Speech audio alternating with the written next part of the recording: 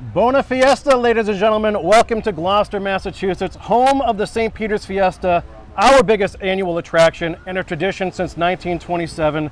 This is the 2024 Greasy Pole Contest and Same Boat Races, coming at you live from Pavilion Beach.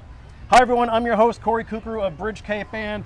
Today we have the Women's Senior Same Boat Race Finals and the Women's Junior Same Boat Race Finals, sandwiching our signature event, the Greasy Pole. And this event just gets bigger and bigger every year. Now we know most of you are here to check out the Greasy Pole. You've probably seen the bloopers and a million clips all over, local news stations, YouTube, you name it. So let's give you the 101 on the Greasy Pole. Now I want you to take a look out there. The platform is 12 by 12. It's about 200 yards off the beach. The pole is 46 feet long. Think of a telephone pole with 40 feet extending off the platform with a flag nailed to its end. It can be up to 25 feet above the water depending on the tide. As you can see, it's a really high tide today. We'll have more on that in a little bit. And it's covered in a ton, lathered completely in biodegradable grease. Now today we have 45 walkers. They're going to be dressed in costumes. I'm sure you've seen those highlights before. They have been pre-gaming for hours, as they should be. I'm sure they're parading through downtown Gloucester right now. And then eventually they're going to end up on a pontoon boat, and they are going to slowly make the trek out to that Greasy Pole platform to the barnacle-covered wooden ladder that they have to climb up to start today's odyssey. The contestants are usually part of a fisherman's family or walking in someone's honor. Today is more of an open competition. Now the rules are as such. There's a courtesy round right off the bat, so when all the contestants are out there, everyone gets to walk the first round with just two simple rules. You cannot touch the flag. If you do, you will get a beating. And just keep an eye on the person in front of you. After that courtesy round is done, the first person to grab the flag is today's winner. Today's winner advances to tomorrow's competition. And the winner for Saturday's competition advances to Sunday, which is the Day of Champions.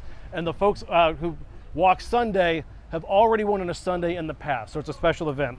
By the way, I'm Corey Kukru alongside John Nicastro. How you doing, buddy? Good. Great to see you again. Thanks for doing this as always.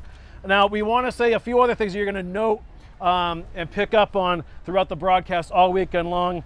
Once the winner grabs the flag and is in the water, he's going to be carried on his shoulders, literally from the water to the St. Peter's altar, and you're going to hear massive chants of Magisamo Tutte Mute, Viva San Pedro, which is essentially like, what are we, deaf? Like, shout it louder, Viva San Pedro. There's no prize money at all for these winners either. It's just bragging rights. That's a special thing that we want to know too. And believe me, they do all the bragging they can. Everyone becomes part of Fiesta lore. We have big notable news this weekend that Derek Hopkins, the Sunday champ, is going for his 6th straight win and his 4th straight on Sundays. John will have more on that in a bit. Now, if you're new to St. Peter's Fiesta, let me give you a sense of who we are, what this is, and why we do it. We are in Gloucester, Massachusetts. It's about 35 miles north of Boston. Gloucester is the 7th oldest city in the United States. It's the first seaport in the country. It's also one of the first art colonies in the country. There's actually more artists than fishermen nowadays. But our identity has always been tied to the fishing industry. Gloucester was one of the world's largest fishing ports from the 1600s through the 1950s. In fact, we were the largest fishing port in the US during World War II. Now, if you've ever heard of things like the Gordon's Fisherman or Bird's Eye Frozen Foods, that's us. That's where that all began. In fact, the Gordons of Gloucester logo is from the famous Fisherman's Memorial statue commemorating more than 10,000 Gloucester fishermen who have lost their lives at sea. Gloucester is also the setting of the TV series Wicked Tuna. You probably all remember the blockbuster The Perfect Storm with George Clooney and Mark Wahlberg, as well as recent Oscar-winning film Coda. Our descendants here are from the Canadian Maritimes, Great Britain, Scandinavia, Portugal, especially the Azores, and Italy, especially Sicily. And St. Peter's Fiesta is a tradition of parading through the streets a statue of St. Peter, the patron saint of fishermen, that was brought to Gloucester in 1927 from a Sicilian immigrant named Salvatore Favazza. The entire event then was funded by the fishing fleet. And Fiesta is all about praying to and thanking St. Peter for the safety of the fishermen and abundant catches. Pavilion Beach is in the Fort neighborhood of Gloucester. It's an Italian enclave and home to St. Peter's Fiesta. And back in the day, the whole neighborhood, you'll see all kinds of shops all weekend long. They left their doors open. People could walk in and out and enjoy homemade food and wine, eat, pray, and celebrate with friends and family. By the way, we also know from our Italian friends, and John and I happen to both be Sicilian, that we know the Italian word is festa. We say fiesta. When you're surrounded by Meneganis, you have to Americanize a few things, so that's why it is St. Peter's Fiesta, to us at least. Now, what is St. Peter's Fiesta? It's kind of like our religious version of Mardi Gras. It's all about God, fishing, family, and food. There's a 4-day carnival event, but it's preceded and encapsulated by a 9-day novena of prayer and song. There's a big altar where entertainment and religious activities take place, including a mass on Sunday. In that carnival, this is usually where everyone has their massive reunions with friends from afar. People always make their big homecomings here. You walk around with the fried dough, you get your sausage, peppers, and onion sandwich. We call it zazizia, or zazitz, just grab a zazitz, and you make friends again and get caught up. There's all kinds of kids games and contests happening. Sunday, of course, is the big day. There's a giant parade, a big procession throughout the Sunday, which is how this festival began back in 1927. There's also a blessing of the fishing fleet that is still feeding the community on Sunday as well. But of course, the most popular attraction for locals and visitors is the greasy pole and sailboat races off of Pavilion Beach, which brings us back to John Nicastro. And how you doing, buddy? Good. Just setting the table for folks there. Yep, absolutely. So, did a great job. Thank you. So welcome everybody to our live coverage of St. Peter's Fiesta. All weekend long we'll be here with you, starting at 4 p.m. Eastern every day. Now, John, right off the bat, you want to go over some of our big storylines that we'll be following throughout the weekend. Absolutely. So great job, Corey. Bona Fiesta to everybody. Welcome to the 2024 St. Peter's Fiesta. There's all kinds of storylines. Like any sports, there's storylines that are current this year, storylines that are overlapping from last year. First of all, last year, there was a big storyline, Corey, with Nailgate. Mm-hmm. It's a real thing. Nobody would do anything maliciously. I know, obviously, people in the St. Peter's Fiesta committee, things would not be done maliciously. They wouldn't maliciously do something to hurt the industry. However, anyone that knows anything about the greasy pole, they put that flag in every single year. At the end of the pole, from nailing in the flag every year, it gets a little bit mushy. There's a lot of holes at the end. Yeah. And they had to cut off the end, Corey. It's like the end of a chewed up cigar, basically. It's just of wear and tear. They cut off the end, put on a new end cap, pounded in that nail. However, in 2023 Friday, we had a walker, go to the end, tried to pull it down, it didn't come down. That can be coincidence, it can be whatever it is you say it. However, on Saturday, 2023, we had Ross Carlson, who was your 2012 Friday champ. His dad won it in 1995 Sunday. And anyone that knows Ross, he's like the Mike Tyson of the industry when it comes to strength. He gets to the end Superman style, 2 hands on the flag, body catapults over it, he slides down it. So now a coincidence turns into something. Then you go into Sunday, 2023. You have the Michael Jordan of the industry in Derek D. Hopkins, 5-time champion. He did the trifecta in 2019. Then we had pandemic in 20 and 21. Mm-hmm. He took it down in 22, 23. In the second round, gets to the end. Experienced flag grabber pulls on the flag and it doesn't come out. Yep. So what turned into a coincidence now comes into what people will say is Nailgate. We're going to see what happens this year on this. It's a major discussion. Yeah. So let's see what happens. And to give folks some context too, we've been watching this event our entire lives. We might have seen the flag stuck up there once or twice. This happened actually with our current champion, Derek Hopkins' dad, Richie. It happened back in the mid-90s. What was interesting about this is it happened 3 days in a row. There was a delay. The Coast Guard and police come out. They have to reset the flag, and then the activities continue. So we're keeping an eye on that. Now we know they're just 3.5-inch nails, and we talked to the grease gang out there. We can talk a little bit more about the pole. There's there's a foot of biodegradable grease out there. It's blessed. It's covered in things like apples and banana peels, like you name it. Right. So it's a tricky substance all the way around. But we're really looking forward to sharing all these events with you. You'll see in a minute. It's kind of crazy stuff. So also bigger storylines that we're looking for this weekend too. The men's senior sailboat races are happening Sunday. Those are the finals. Chaos is looking for its 8th overall title. Now today, our opening event is going to be the women's senior sailboat race, and Rogue are the defending champions, and they're looking for their 6th overall title. Then we're going to have the Friday greasy pole, where that winner advances to play Sunday. Once that contest is over, we're going to have the women's junior sailboat races, where the Lady Lukes are looking to repeat. So there's your order right there. So at 4:45 or so, the senior sailboat races are going to happen with defending champs Rogue battling Hardcore, C''OAR, wink wink, and Power. So Hardcore and Power are going to challenge Rogue. And then in the women's junior sailboat races, you've got the Lady Lukes defending against the Stroke Sisters and Empowered. So there is that. Great stuff all the way around. Now, a big part about this too are the weather and the tides. Play a huge part in all these festivities. It is beautiful out here today, sunny skies. It's about 68 degrees. We've got a brisk south-southeast breeze around 11 miles per hour or so. So it's actually blowing in, which means it's going to be tough for those rowers heading out. Humidity is about 48%. It's perfect out here. The water temp, about 62 degrees. When you're looking out at the pole, you're actually facing southwest. And one thing you're going to notice, it is peak high tide at 5:19 once that greasy pole gets going. There's hardly any beach to work with, so it's going to be pretty packed around us. So there is that. Now, John and I are going to be back in just a second with Ross Carlson, the 2012 Friday champion, who did have his hands on the flag last year. So he'll be sharing that story with us right after this.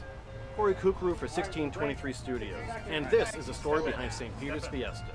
A Sicilian tradition was adopted in Gloucester in 1927, so the fishing community could pray for fair seas and huge catches before a statue. Hey Ross, and just be shoulder to shoulder to shoulder with us. Okay. It became a yearly procession which Thanks for doing was this, organized into a multi-day celebration and feast.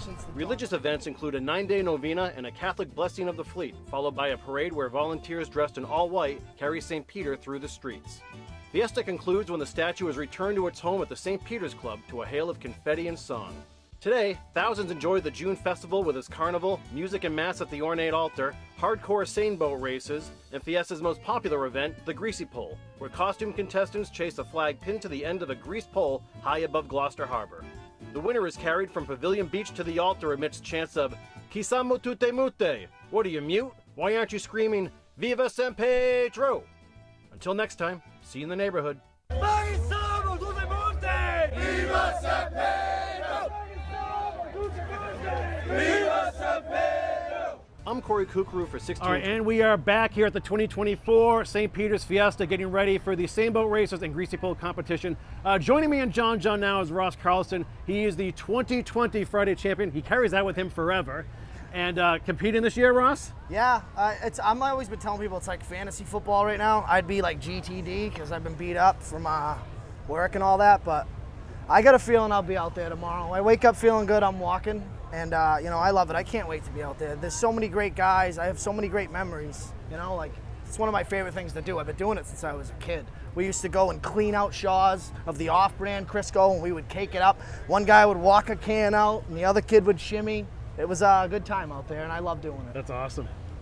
So Ross, do you want to walk us through, well, I guess put us in your eyes when you're on the pole and what you're feeling up there, I think in any sport, if you're not, almost creating some kind of pressure on yourself in a way, like if you don't feel like up to that moment, like, wow, I get adrenaline. I used to play darts and I'd be like shaking at the line until I started to figure it out. But this I've been doing for a long time, but there's always that feeling. The last thing I do before I ever walk is I thank God for letting me be here today.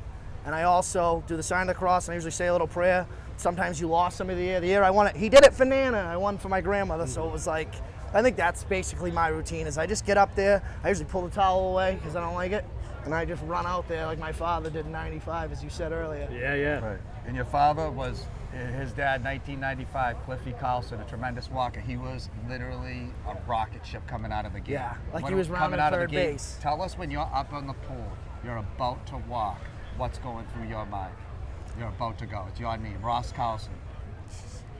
Well, it's like the World Cup. You gotta wait for it. You know what I mean? It's the only individual sport I've ever done. You know that. I played softball with you, John, and I'm up there, and literally my biggest thing is I know I could do it. I feel comfortable. I told people, like I said, I'm a game time decision.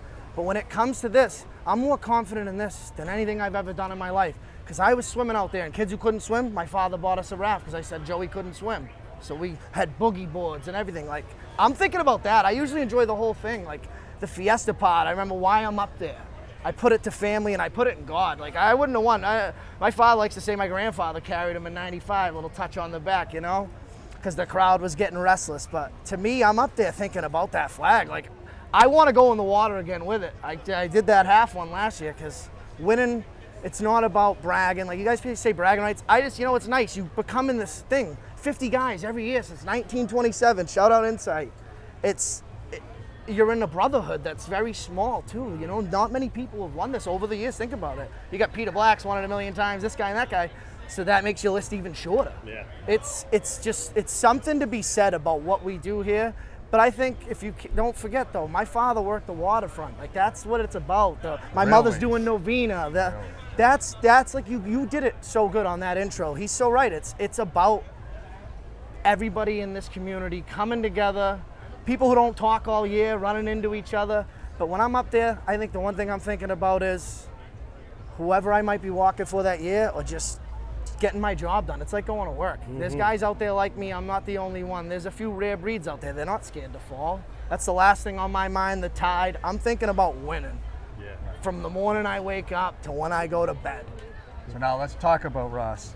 You won it in 2012. Your dad won it in '95. We know how much it means to you. Yeah. There's no doubt about that. How much it means to your family.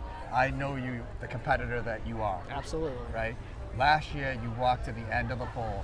You are a beast when it comes to your hands. I got a text from you that night. Yeah. And the next day, right? What is your feelings on this so-called nail gate type thing? Oh, Tell me what you think like about again, it. Corey kind of hammered it home saying it was like a cigar. I understand the pole lost a few feet, which excites me because I feel like it's even closer and I got a real deal shot at it anytime I step out there. For better or worse, sickness or in health, I'm a guy you could put in your top 5 dead or alive on that. But honestly, it was pungy. They replaced it. I think they put bigger nails in because they weren't sure it was going to work. I mean, I don't know if you didn't find out Friday, but, you know, that could have been a fluke. Nick got one hand on it. He buried it, though. I think that's a win all day. Nick, he's my boy. He's another kid out there like a dog. He loves it. Right. Like, people think we're crazy. If you're not from here and you just can't quite grasp it, it's not. You don't win anything, but what you win is it's not tangible. You know? The nail gate, the so-called nail gate thing would never be malicious, no doubt about it. No, like you said, it's you not nailed it on malicious, that. no. But it is a thing. It's a new piece of wood at the end. You got to the end. So that being said, what's your mindset? You get to the end this year, what's going to happen? You're one of the favorites on I want to Saturday. win. I want to blow it off in the first round, if I'm being honest. Yeah. Like, that's my goal. I've been saying it all weekend. If I cannot blow it off, I've been there, took some pictures. Stewie and I have touched it. You don't win. There's all this stuff. I'm going to blast it off. Because I loosened it for Stevie Mills, so I'm going to loosen it for myself if I get another walk. Yeah. So there's no worries about it. Right, they can nail it back up.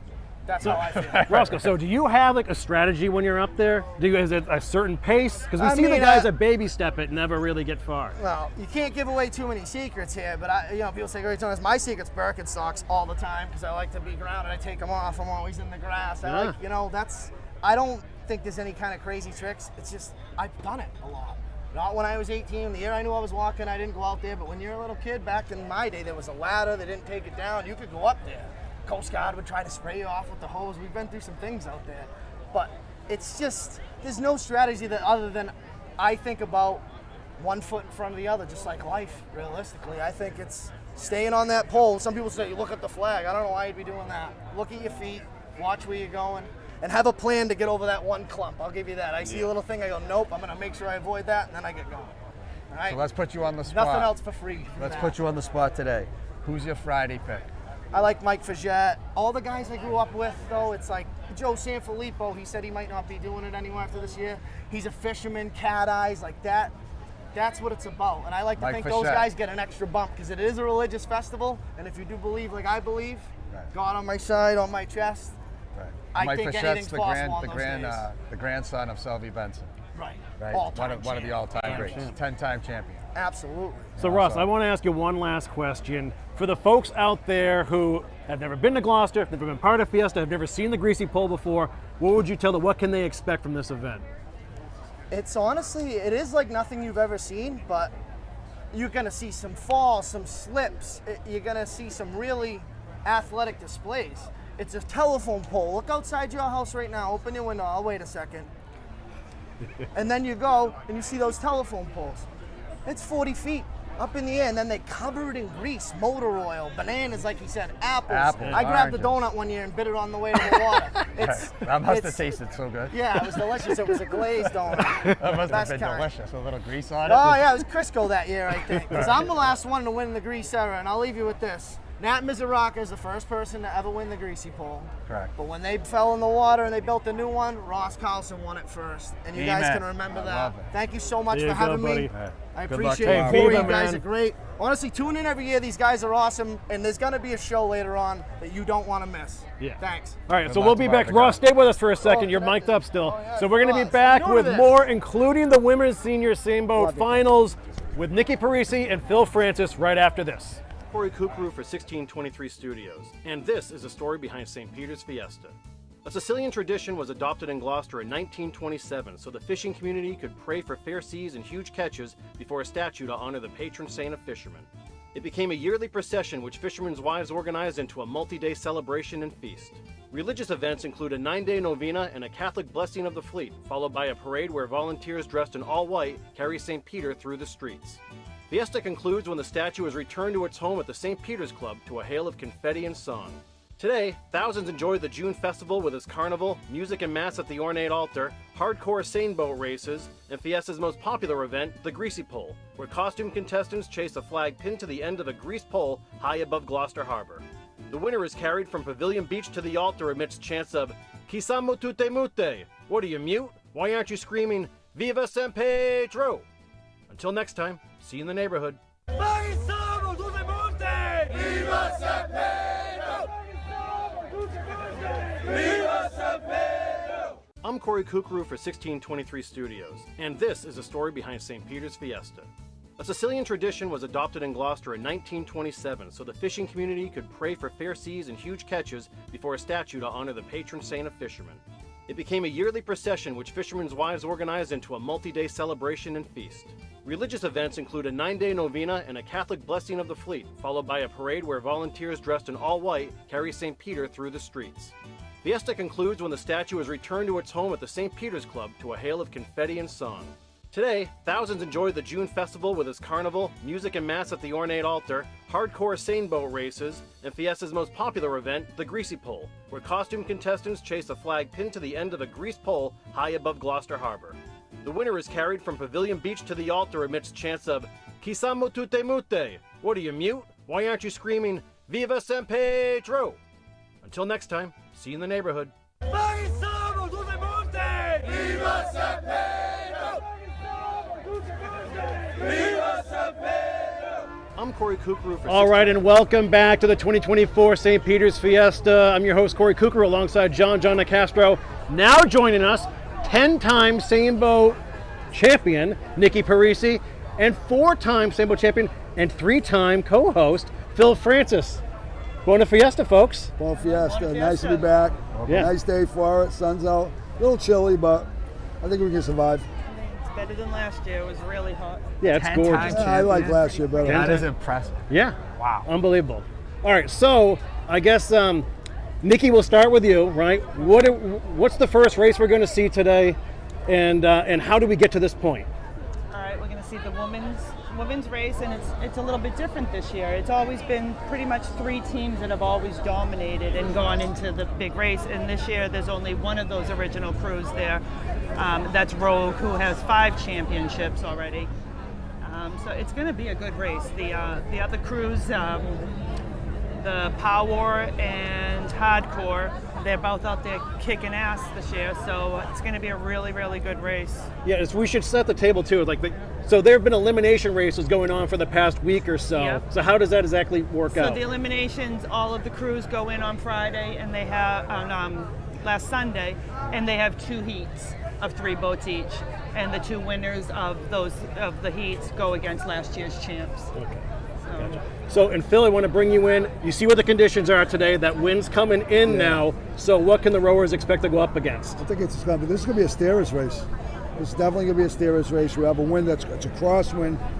The steerers want to go a little high so they don't get blown to the right. But we're going to find out. And you really only have one experienced steerer in this race. That would be Mike Harmon. So I think you got to give Rogue a little bit of advantage. They're the champs. They've been there before. Mike's got multiple. So I got to interrupt you already, but I hate to do this to you. But Power Oar does have Timmy Oakes coming in.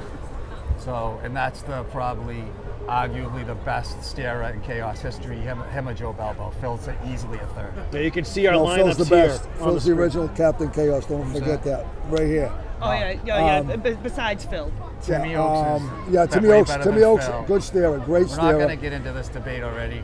Phil's easily the 3rd best steerer in Chaos history.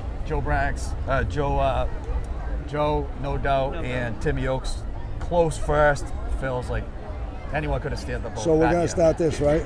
Anyone could have steered the boat. Thank God I'm in between the 2 of you. No. And remember, it's not an industry, it's a sport. Okay? Just want to remind you of that. Phil. Oh, and the nailgate stuff, I thought We that invited died. him back. And the nailgate, I thought that died last year with your apology to one of the members of the Fiesta committee. Here we go. No, we won't get into that. And we're off. Yeah. That's it. All right, so- I love Phil, my cousin Phil. So wait, so Nikki, how intimately do you know these crews and the rowers for this first race? Well, the last year's champs Rogue, we know them pretty well because Yeah. we've raced against them 100 times, and they are undoubtedly one of the best crews, women's crews. Yeah. The other 2 crews, I really don't know them that well. I know some of the people, but I will say that the hardcore, those girls have been out since March on the gig boats a couple times a week. Yeah. And they've really been working really hard at it. So they looked really good on Sunday. I wouldn't underestimate Jimmy T in anything he does. Nope. He's a competitor, no doubt about it. And Power Oar, I see some names of former softball players I coached that are just great athletes and athletes on boats have to with be an strength. athlete. And I mean, who would be your pick today? I don't want to say.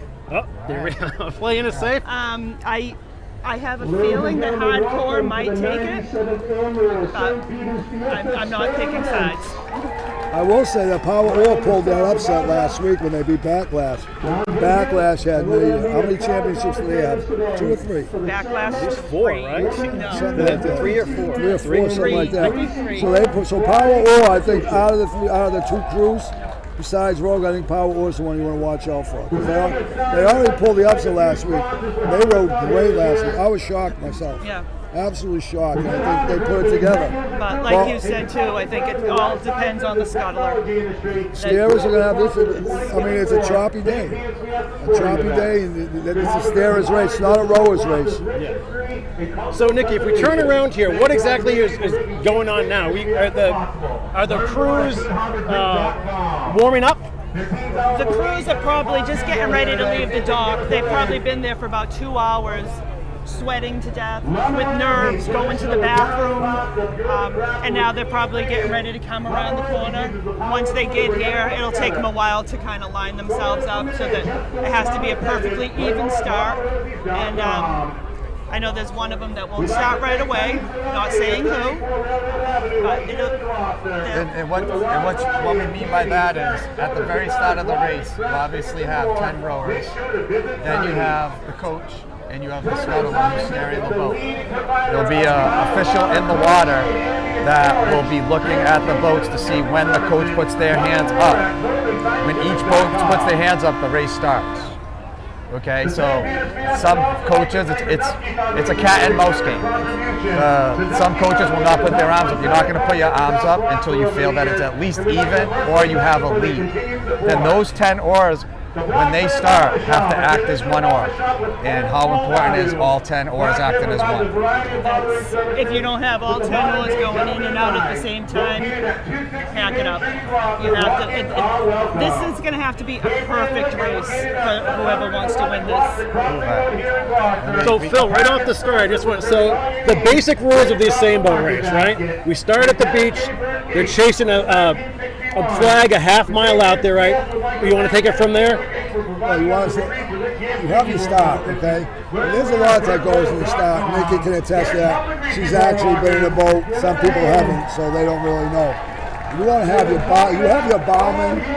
They want to keep the boat moving, so they're kind of what we call butterflying their oars. It's kind of advancement now more. We take more of a stroke.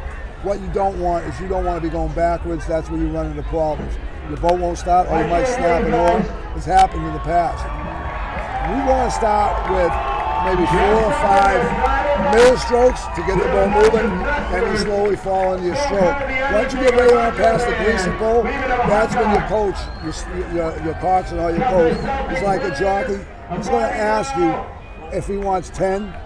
He wants to look at where the other boat is too. All 3 crews are going to jockey with each other. A lot of times you can hear what the other coach is saying. So if he asks for 10, you're going to ask for 10. If he tells them to just lay down, you're going to do the same thing. You want to try to pull away.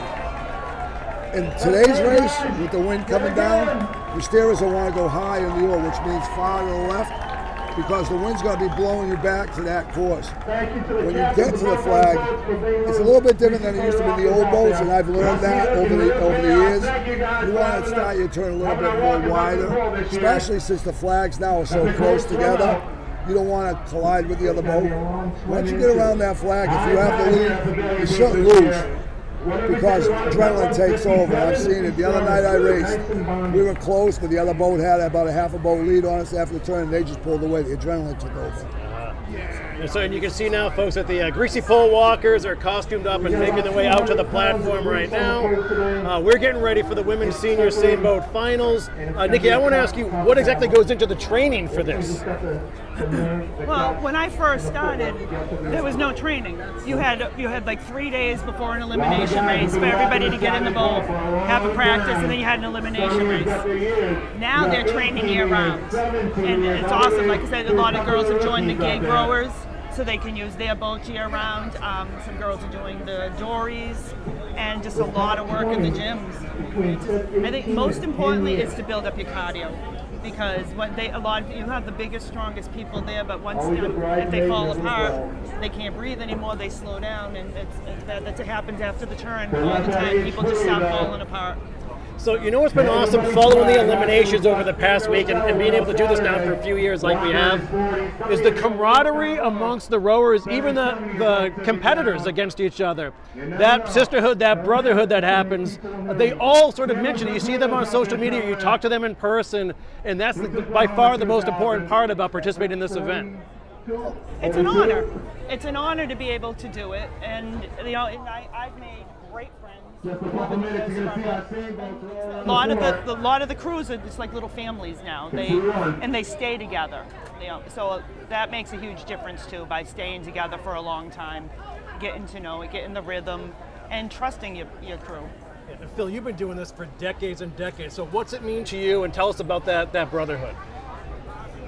The brotherhood is important. It's great when guys come up to you, guys you rode with, guys you rode against, you know they've won a championship, you've won a championship, and it's always, how you doing, champ? It's not how you doing, Phil, or how you doing, Ray, it's always how you doing, champ.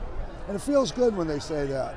I mean, I came from a family that a lot of my uncles won before, and when I finally got in that class, I mean, it brings a smile to your faces. And I started in 1975, so I mean, I've been around it forever, but I've made great friendships. And Nikki can attest to that. The Staying Alive crew I was with in '98, we're still tight to this day. We had so much fun that year. And that's what it was about. After we won, we had some of the greatest parties of all time. And everybody was invited. It wasn't just our crew.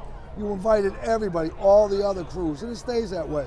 There's a lot of, breaking of the, but it's all in jest, and there's a lot of fun. I mean, Vincent Vincent Lando could be one of the funniest people. He's come up with some of the greatest lines of all time.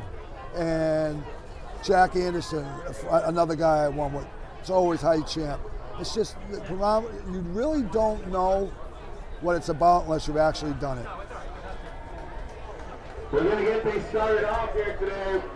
So The 2024 Women's Sailboat Championship. I still haven't seen, oh, there you go. Okay, now I can see the Saints out there now. So now we're in the moats. We have to sort of move this flotilla around, get some of these boats out of the lanes. I don't know why, I have no idea why these boats get in the lane knowing that they have to be moved out. I remember the schooner cut through the lane last year. That was impressive. Each boat is manned by 10 rowers and a scuttler who steers and turns the boat. Yeah, so you see that we're competing with the loudspeaker here. Those are the Fiesta crew that's announcing this for the beachgoers. We'll have upwards of like 10,000 plus people all around the Fiesta, from the carnival down to the beach, along the boulevard, enjoying these events. And then of course you're going to hear all the chaos out in the water today too. The flotilla of boats strung up with each other. People are partying. We've been waiting all year for this, and these events are great. Another thing that popped into my mind was how awesome the races were last year. I actually thought like the standout thing, other than the flag not coming down 3 days in a row, which was just such a weird thing to see, those races were so tight, every single contest. Every race last year. I remember the junior girls race was unbelievable. The senior men's race until the last 100 yards was a great race. It's a testament to the hard work that the young kids, the women, and the men put into them. To be behind and still coming and still coming. It's definitely a testament to the hard work that they put in and the spirit that they have in their hearts to do what they do. Yeah. So Nikki, I want to hear from you. What, at this moment, before you've actually begun, what's going through your mind, the rower's mind, as you're preparing? You see everyone. Are you even notice the crowd on the beach? The first thing I always look for was my daughters. If my daughters weren't on the beach, I couldn't relax. I needed to see my kids. And then after that, you're sitting there, and it's just like sit ready. You're just waiting, and you're shaking, and you're sweating, and everything's shaking. And then once the arms go up, the adrenaline takes off, and you're gone. All right, folks, so if you're just tuning in, you are watching the 2024 St. Peter's Fiesta Greasy Pole and Sailboat races live from Pavilion Beach in Gloucester. We're getting ready for the Women's Senior Sailboat Finals. So you'll see we have 3 boats out there, the Nina, the Pinta, and the Santa Maria. They're going to start right here at the beach. They are racing out towards a red, white, and blue flag a half mile out. They circle the flag, and then the first boat that hits the beach is declared the winner. The winner gets an Italian flag. They hoist an Italian flag.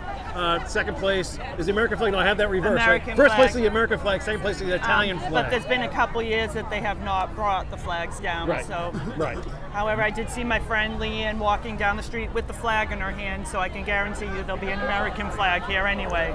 So now, Phil and Nikki, do you know which crews are in which boats and which lanes right now? That is Power. That's Power. Is it the Pinta? Okay, so let's do this. Let's take a quick break right now, and we'll come back with the women's senior sailboat races right after this. Ladies and gentlemen, welcome aboard as we set sail on a journey through time to celebrate the courageous fishermen and the rich history of Gloucester, Massachusetts. It's a tale of trials, triumphs, and an unyielding spirit that has shaped this coastal gem. Imagine, if you will, a Gloucester 400 years ago, a rugged frontier where English settlers first laid eyes on this untamed land, a place where brave fishermen faced relentless challenges, from tempestuous seas to treacherous shores, all in the name of providing for their families.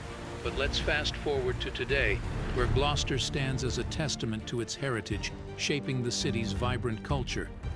This year, our wonderful city celebrated its 400th year established.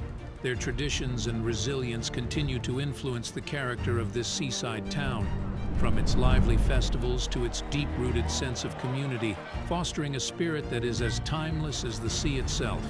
Gloucester has become a hub of culture, hosting events such as the Indigenous Heritage Festival, the Schooner Fest, and the Fishing Heritage Festival, all honoring the brave people who made Gloucester what it is today.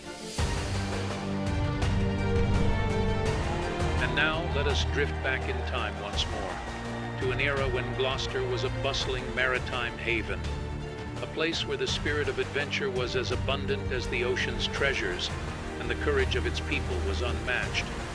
Those were the glory days. Gloucester's history is a tapestry woven with the threads of countless lives and dreams, a place where bravery met the boundless sea, and where hope shone as bright as a lighthouse beacon. Gloucester, you're not just a city, you're a symbol of triumph over adversity, a testament to the unyielding human spirit, and a beacon of hope for generations to come. As we reflect on your storied past and its profound influence on the present-day city we see today, we stand in awe of the enduring legacy you continue to share with the world. Thank you, Gloucester, and here's to 400 more years of celebrating tradition, heritage, and the sea.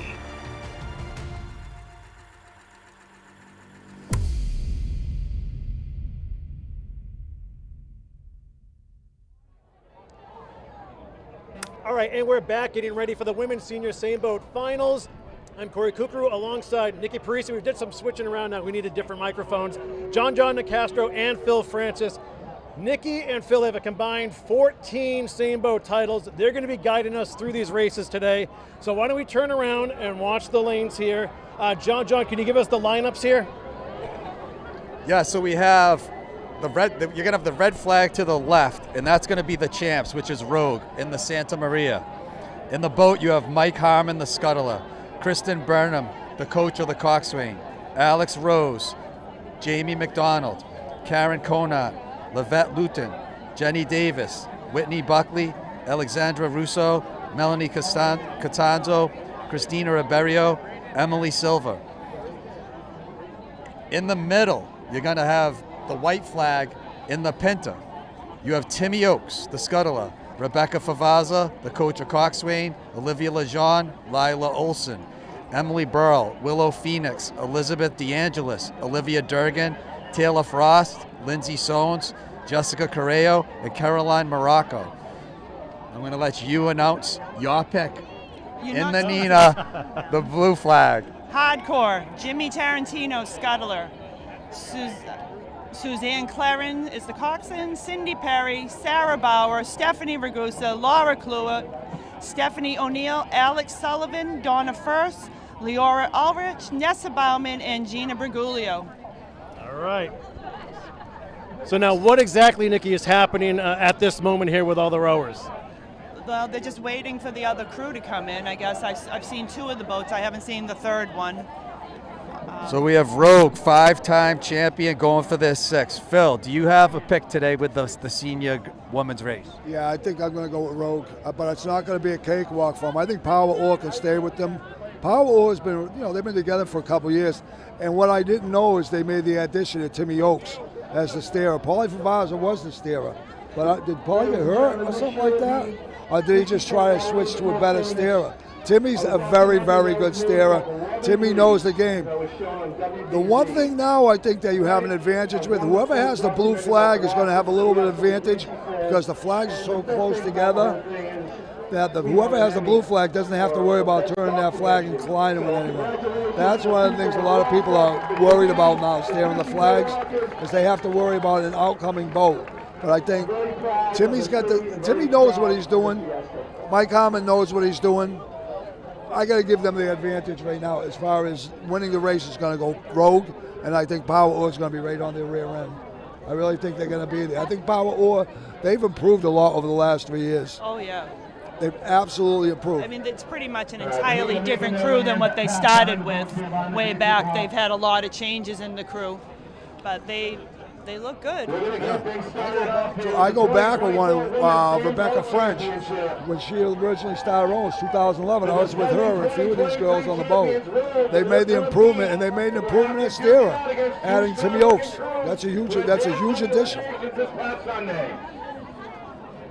Here we are, 2024 Fiesta. We have Rogue, the defending champs, in the Santa Maria, going for the red flag. In the middle will be Power Or and the Pinta going for the white flag. And into the right will be Hardcore in the Nina going for the blue flag. They're about to line up now. Who's going to be your 2024 champion? And Phil, steering a boat, we know, is the quarterback of this team. Steering the boat is Phil. Walk us through steering the boat. This is the. It's. I mean, steering a boat is. You have to have a certain mentality, first of all. You can't be right in the head when you're steering a boat, because a lot of people don't succeed at steering a boat because they're worried about falling overboard. I do it, I don't know, the first time I ever did it, I just loved it. It's just a different mentality. It's not rocket science, but it takes a certain mentality. You have to have a crew that has all their confidence in you. If you're not confident in your steerer, then you're going to have problems in the boat. I think when I was doing it, I instilled confidence in the crew. So, I mean, it's just a different mentality. So you can see that the third crew has arrived. They're out beyond the greasy pole. And I want to say something. I feel that these girls should be rowing on Sunday, and I did talk to someone on the committee that said they think it's going to happen next year. I feel the senior championship for the women's should be on Sunday. Right? I know this is Friday's great, every day's great, but Championship Sunday, there's nothing like it. I agree 100%. I feel like they should be on Sunday. What do you think? I never thought about it, but yeah, I like it. You know,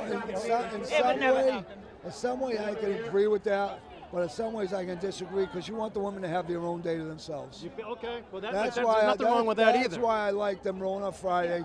It's the opening of Fiesta.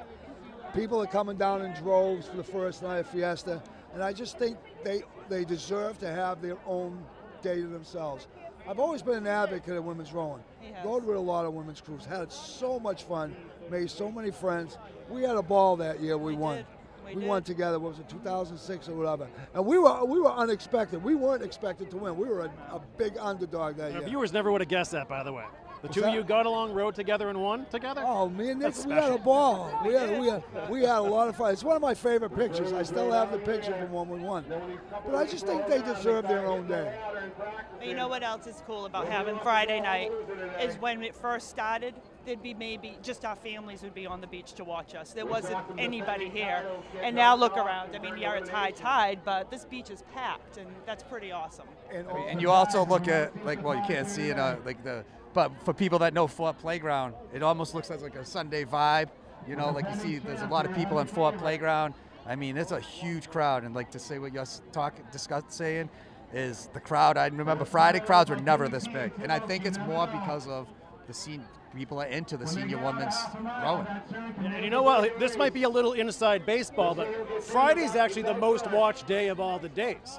And that's probably because people might still be working, the locals and whatnot, but also we're getting more and more attention outside of the area. They've truly discovered Gloucester, discovered Cape Ann, discovered the Fiesta and these events, and they've seen the competition up close and personal now. So that might be a big difference too. I think the most important thing that's happened in the women's race is for 6 or 7 years, it was one crew that dominated, and they were winning big.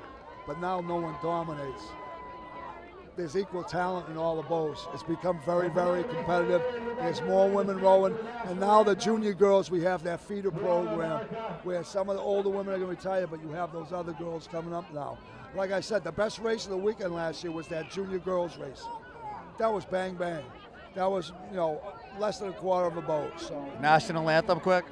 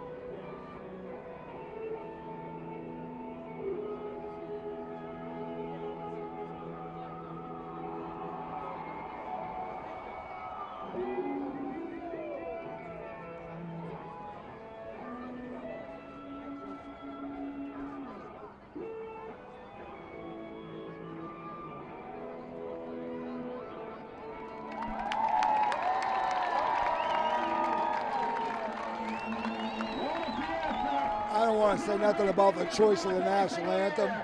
Oh my God, we could have had Whitney Houston. I have to agree for Phil the first time, but of course he's gonna find a complaint in the national anthem. Why would he not?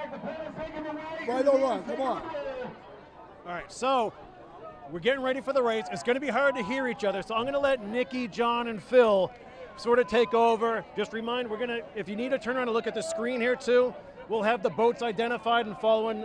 We have a great drone. Keith Palazzola's got the drone going for us today, so it's an awesome view. Yeah. So again, they're starting at the beach. They're going a half mile out around a flag. There's a red, white, and blue lane. They turn that, they circle the flag, and the first to reach the beach wins. And so we're going to leave you with Nikki Parisi, John Nicastro, and Phil Francis. The champs are ready.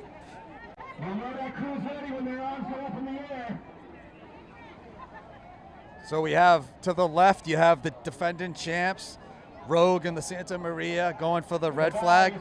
In the middle, you have Power Oar in the Penta going for the white flag. And to the right, you have Hardcore in the Nina going for the blue flag.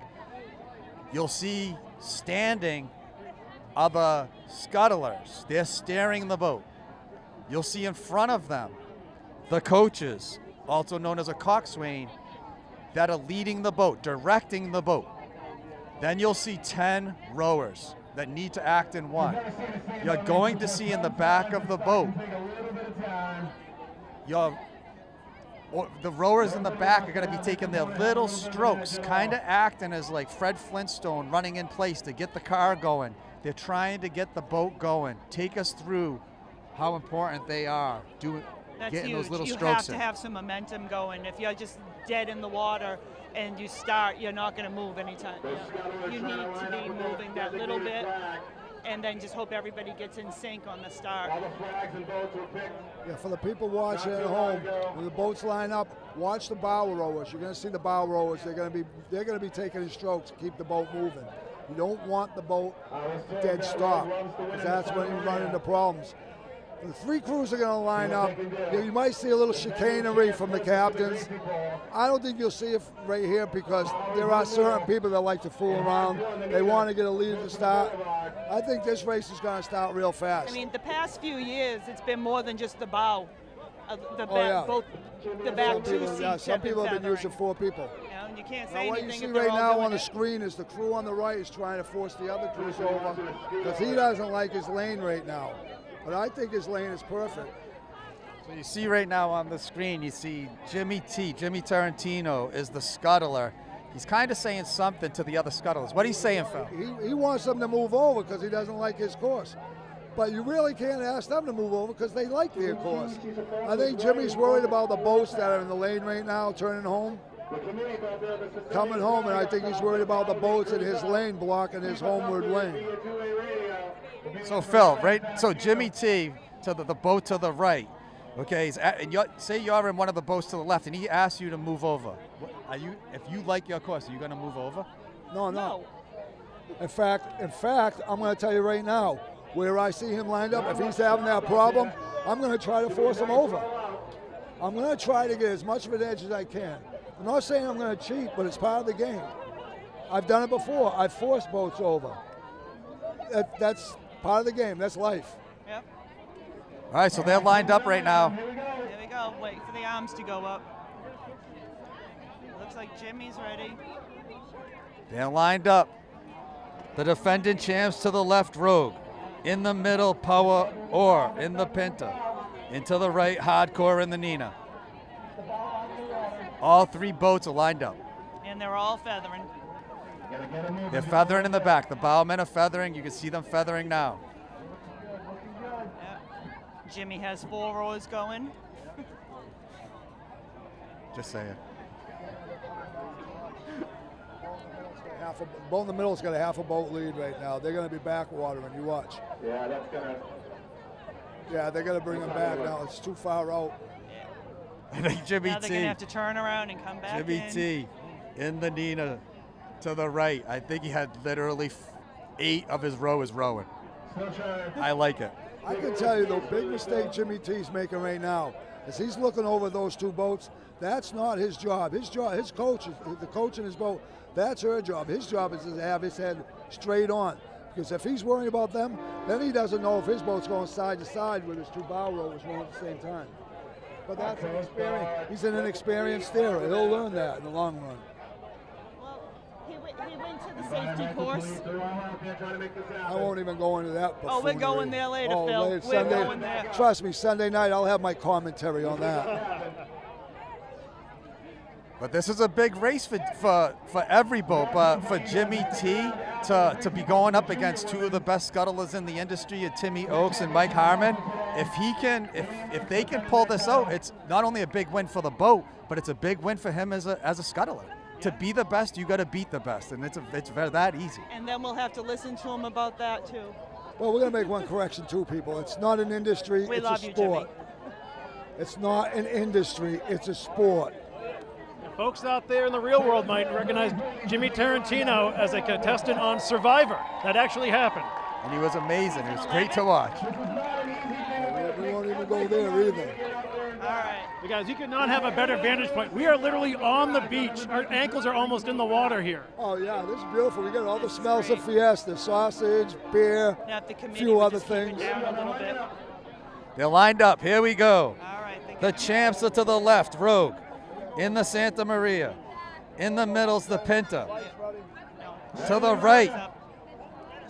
To the right. Hardcore. Coach, their hands are up. Oh, they pulled the hands down. They're lined up, ready to go. The bow's feathering. Getting the boats ready. You'll see the bowman feathering, getting the little momentum going. When you're in motion, it's easier to start. And it looks like they're going to be pulled back again. The champs to the left already have a boat and a half lead. They're almost at the flags. Backwater again. It's part of the game. It's going to happen. They might try. They might land 5 times. Oh, what's going on? We can barely hear you guys. we're being heckled by the Coach guys football. at the loudspeakers. My kumbari Tommy Favazzo over there, greasy pole champion, who does a tremendous job putting that pole together. Tremendous job. Right, John? He does do a good job, absolutely. The whole St. Peter's committee does a great job. Joe Novello is the leader behind it all, and there's a lot of people there in the St. Peter's committee that do a phenomenal job, and you got to give them props. The work that they put in is year-round, and that's real. They put in so much work to this event. It's incredible. People think it just gets pulled together in a day or two. No, it's literally, it starts Monday for next year, and that is real. The hands are up to the right. Yeah, because they have a lead. They're up. They got half a boat. Her hands are up because she sees both boats going backwards. I love it. This is amazing. Hardcore to the right with her hands up. But the road coach is being kind of a little pain. So we got to the right. Her hands went down. Kristen Burnham to the left with the champs. Hands up. To the right. Hands up. We're waiting for the middle boat. Power Hardcore to put their hands up. No. Jimmy T says Oh, yeah, no. Power Oar. To the left, the champs. In the middle, Power Oar. To the right, Hardcore. You can tell the competition's here. Looks They're like not going to let another boat No. get an inch. They're just There we go. They're pulling it back. But they would you give any form of a lead to another boat? I don't care if it gets pulled back 10 times. They deserve this. Yeah, you go back and forth as many times as you have to until everybody's satisfied with it. I mean, they work so hard all year for this one race And right now. sometimes it's a little game too. Yeah, Like they'll just yeah. play a game to try to psych Absolutely. the other crews out. Yeah, because The hands we are have up to half the a right. lead, half a boat lead. We're already half Hardcore out. hands are up to the right. To the right, we have Hardcore. Their hands are up, ready to go. Waiting on Power Oar in Rogue. They're coming back again. They're almost at the greasy pole. They're going to pull it back. No, I don't think they're going to pull it back. I think they're just going to try to get Okay, them let's lined just up and say go. the coach in the middle boat is the one right now that's playing games. They're backwatering. They were. If it's only a difference in 2 feet between the boats, you should start the race. How about you lose by 2 feet, Phil? Then what? We're going to bring him back. like I said, if there's only a 2-foot difference, you should start the race. But then again, I've been there. I know some people haven't, right, Nikki? This is the most stressful part of the race. And then coming That out of the anticipation. That anticipation. flag. It's just the nerves are just killing you right now, and you want it to start. I would be losing my mind right now because I'm the type of guy who likes to come over, line up, and let's go. Because the longer it takes, the longer the drier your mouth gets, you get nervous, you get nervous, you get nervous. The rowers kind of are settled in right now, but as a steerer, I used to be a nervous wreck getting ready for this race. I had to wait till that first stroke till I got it out of my system. Look at the media news coverage above us. Couple helicopters, drones everywhere. Oh, wow. There is. They're lining up again. That's what become. All right, we're getting closer. So again, What they should do is bring them all the way back to the beach. Start over. Bring them all the way back to the beach and start over. They're starting way too far out there with the chicanery they're trying to pull. They should come back all the way back to the beach and then start again. That way, if they flow out, they're not near the greasy pole. okay, here we go. Lined up again. You got the champs to the left in the Santa Maria Rogue, 5-time champ. In the middle, you have the Pinta Power Ore. To the right, you have Hardcore in the Nina. Here we go. There they go, and they're off. They're off. There they go. All 3 boats going. Rogue came out like all 3 boats. Great starts. All 3 boats, and that's how quickly it can get started. All 3 boats. Now remember, right now it's choppy out there, so what we see right now is not what we're going to see out near the flags. It's a little choppy. You got boats crossing, crisscrossing. It's going to be a nasty out here. This is going to be a steerer's race. So it looks like the middle boat, Power Ore and the Pinta, came out with a lead. It looks like the Pinta came out and took the lead right away. Went in with them, though. The Pinta came out like a rocket ship. Yep, so you have Power Ore in the middle. John, middle are with you the looking at her Pinta. shot right now? Came out with about a half a boat lead. That is gorgeous right there.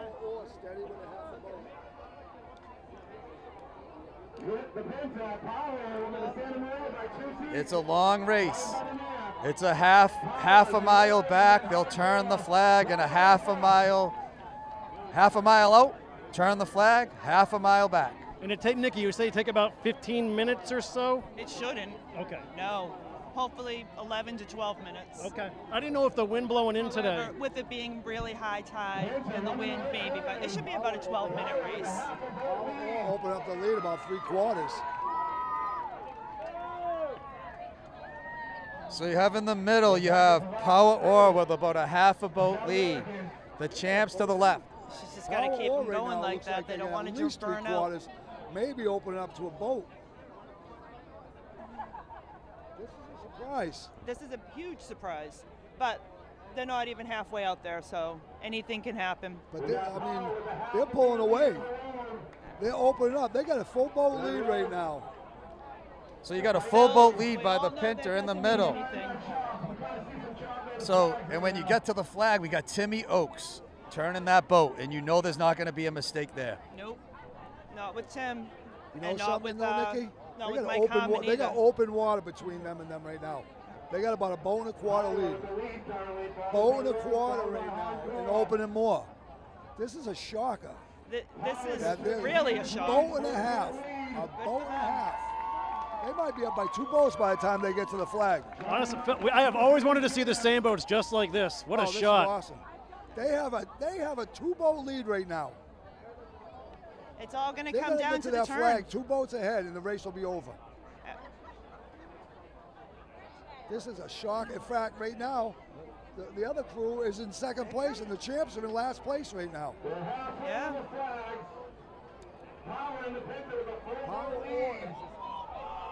They're just blowing them out. They're blowing them out of the water. Stunned I'm by this. speechless. It's a great performance. And they're coming up on the flag too. Wow, Power Ore and the Pinta going for the white flag with a with about a boat and a half lead. It looks like Hardcore's making a move right now. Power Ore in the Pinta going for the white flag with about a boat and a half to 2 boat lead. Hardcore in the Nina. Rogue going for the red flag in the Santa Maria to the left. The defending champs are in trouble. If you actually look at it, they really have a 3-boat lead because you have the boat itself, you have the boat in between, and then you have the boat length of the other boat. So they have to make up 3 boats to catch them. They actually have a 3-boat lead right now. They have the white flag, right? They're coming up on it. Power Ore in He's the got a Pinta nice going course, for the too. white flag. He's got a really good course.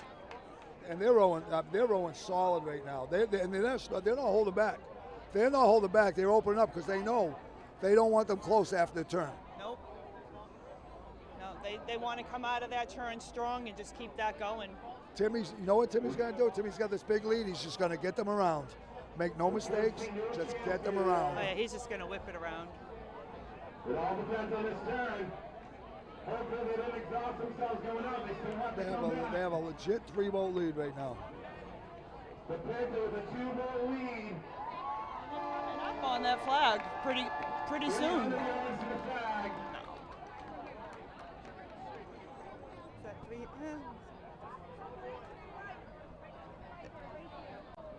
Where is Rogue? Yeah, he's dead on. Hopefully they don't run out of gas. Actually, Mike's on his flag too, pretty good. Timmy's got a beautiful course going out. You want to go wide in this, especially with the lead now. If you want to go wide, you want to avoid the boat that's coming out behind you. That's in the boat behind. The Pinta's still 2 boats ahead. So we got Power Ore in the Pinta going for the white flag, up by about 2 boats. Santa Maria going for the Jimmy's red trying to flag, the correct his defending course champs, right now. and to the right, the Nina in the blue. They got a 4-boat lead right now. A legit 4-boat lead. It's going to be more than that because Jimmy's going sideways. 50 yards to the flag. They got a 2-boat lead.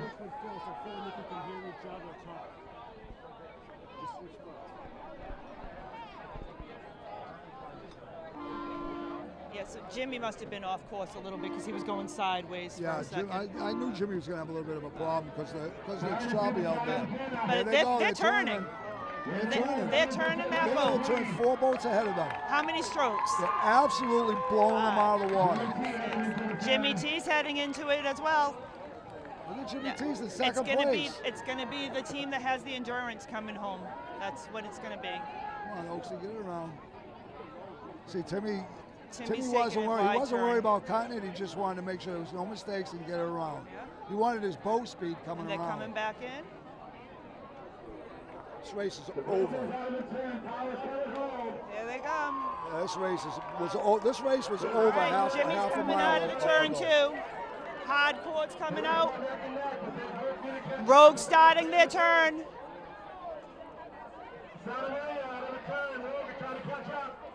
What a race. This is They rode a great really, race. really a great race. This They're up by 4 boats right now. They Very might end up exciting. winning by Very 5 shocking. or 6. Very impressed.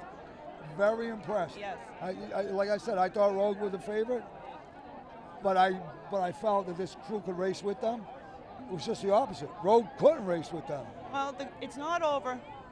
It's not over. It's over. It's not over. They're up We've by seen 4 they're up crazier by- things they're up by happen. 4 boats. Unless they get hit by a Never torpedo. underestimate Unless Rogue. they get hit by a torpedo, it's over. I know, but never underestimate. But they are amazing. All right. And they're opening it up. They just have to keep going. They need to lay on it. Look at the TV. It's over. All right, so yeah. They're opening up. They might win. They might legitimately win this by 6 or 7 boats if they keep rowing hard. Now they're just dying to hear the greasy pole. Oh yeah. Where's the greasy pole? No. Right now, they're dying for their first Yeah. beer on the beach. They want to see the island, Yeah. and then they want to hear the greasy pole. Yeah. And then you everything you have, you give it Very then. impressive win by these ladies. It's not over. Remember, if you're on the edge of the beach, It's history. Put it in the books. And you know what's great about this? A certain person rose on Rogue. please make sure your children move. We'll talk about that Sunday. I love seeing it. Let me just draw attention to this, though. It's called karma. Phil, let me Let it just go. draw attention to this. Phil picked Rogue, They have and they're really losing, big Phil. So lead. don't make it seem like you picked this one. No, but I found that the other crew could stay with them. Listen, I mean, there hasn't been a lead like that. in You years. said the coach Rebecca Favazza was playing games, and that's like what she does. she did a great job. So now you're saying she does a good job. Obviously, she. What her games worked out. Do you really want to go You here? wanna play games. Do you really want to You go wanna here? try to psych them out. Experience in same boats. Do you really want to challenge me to experience? Phil, you haven't won one since '79, and you count one of the ones you got hurt. When Joe Belbo won it. You won 3, and you count the ladies. Coast Guard This when you is beat the Coast awesome. Guard. You can't count these titles. You have What's 3 great titles in about 50 this- years. Do you think that matters? This is why people ask me how It's I can great do this. because You have all 3 the other titles in teams- 50 years. This is why people ask me how. Let's focus Oh my on God, these Phil, girls watch and the not make it race. about you. Watch the race. Yeah. It's not about me. You started it. That's what I'm trying to do. It's just great to see new blood winning races now. It's Yeah, not it going to is. be the It same is. 3 And they crews rode- every and they year. rode- and they rode a And great so race. that's good. There's multiple softball players that I coached on this crew, Power Or. The softball training Yeah. came into play, no doubt. I, So, Phil, Nikki, would this be considered a runaway victory? yes, Yeah, it's a blowout. yes. I haven't seen a race like this in years. That with this much distance. Usually they're really, really close races, right down to the beach. Especially the champs. Especially the champs. That's why I was saying don't ever rule them out. But yeah. And it's just not a regular, like yourself, you have 10 titles, they have 5. So this isn't just like a one-hit wonder. This is a legit crew. Yeah, no, they've been the crew of the decade, pretty much, between them and Rachel Cecilio's crew. They've dominated the past couple years. Holy cow! This They only is have 9 more to amazing. go. They only have 9 more to go to catch you. 3 of mine are coaching. It doesn't I matter. only There's have still 7 titles though. rowing. And just a little tidbit that nobody's mentioned ever. Audacious has more wins than any crew, including men's. Woo! Wow, that's impressive, So, champ. sadly, there may be good reason why I kind of don't want Rogue to win, because I don't want them getting closer. But they're all great girls and they're awesome athletes, and they've kicked my butt a few times. So this is awesome. Here they come, Power Or Let's go, ladies. in the Pinta. Bring it home. Power Or in the Pinta. Power Or. They just Your they own this 2024 race. Owned it from beginning champions. to end. Power Or. Power Or.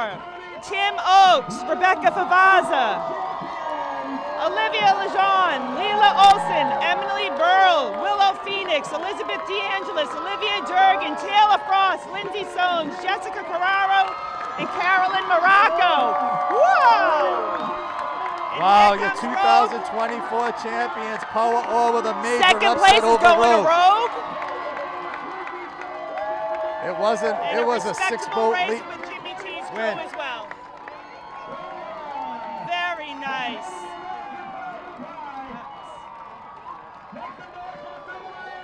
Your 2024 Senior Division Women's Champions,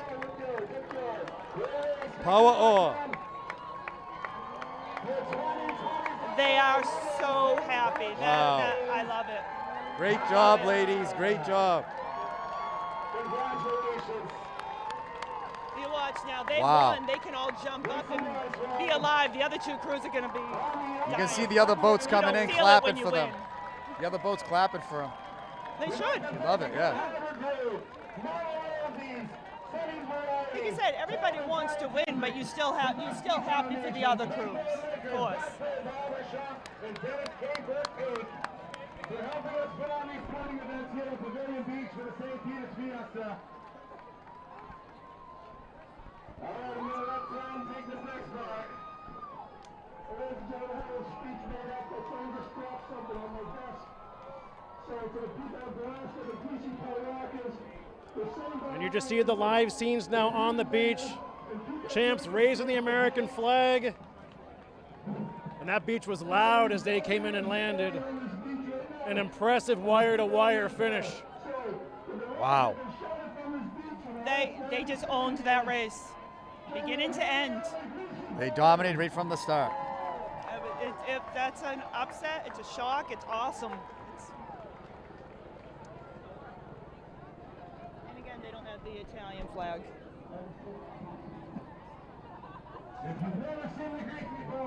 Awesome stuff. So, Wow, what a race. What a race. yeah, we're just taking some sights in here at the beach. Amazing, amazing action there. So we're literally going to jump into the greasy pole competition right after this.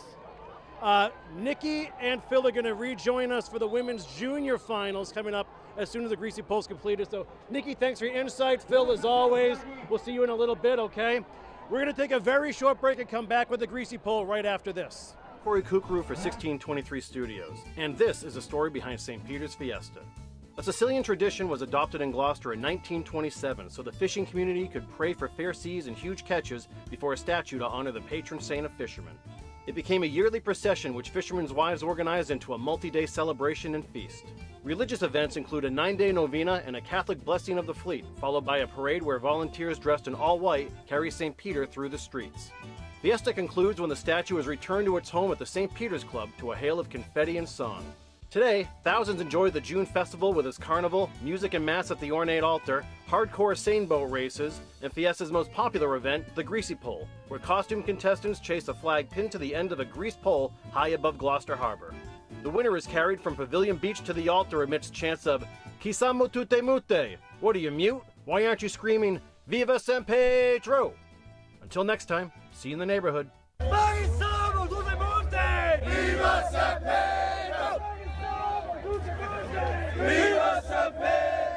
I'm Corey Kukru for And 16. we are back here live at Pavilion Beach in Gloucester, Mass. It's a 2024 St. Peter's Fiesta. We just saw an amazing wire-to-wire win from Power and the women's senior same boat races, a huge upset. But now joining us is two-time Greasy Pole champion Steve LeBlanc and former city councilor as well, bud. How you doing? Good to see you, cuz. Thank you, Corey. Yeah. John, thank you. Always a pleasure. Thank you for being here. This is a great event, and I look forward to it every year. It's in my blood, and I'm part of it, and it's part of me. So. All right, so Steve, we're going to be going back and forth. They're already getting ready to go here. They already went with one walk. Frankie Neal already went. Next up is Brendan Chipperini. So these guys are a little bit different from the Saturday and Sunday guys. These are like the, I want to say the juniors. You get these guys on a Friday, you get the more experienced guys on a Saturday, and then obviously you get the Sunday champs and the proteges. This is kind of like a wild card round almost. This is a wild card round. There's a lot of good talent up there though, regardless of kind of the juniors, but a lot of really, really good talent up there. Next up is Joe Sanfilippo. Here we go. Number 4. Runs Joe in the family. Sanfilippo. Bunch of Sanfilippos have won. So the first round is your courtesy round. Yes, sir. You can't take it in the first round. Everyone gets one walk. There goes Joe Sanfilippo. Next up, Mike Fischette. Ross Carlson's pick, one of our guests earlier, Mike Fischette. Yeah. Mike Fischette deserves a champ. He needs a win. He's been up there a very, very long time. The grandson of Selvey Benson, a 10-time champion. Yeah, Fort Kid. Next up is Anthony Pelazzola.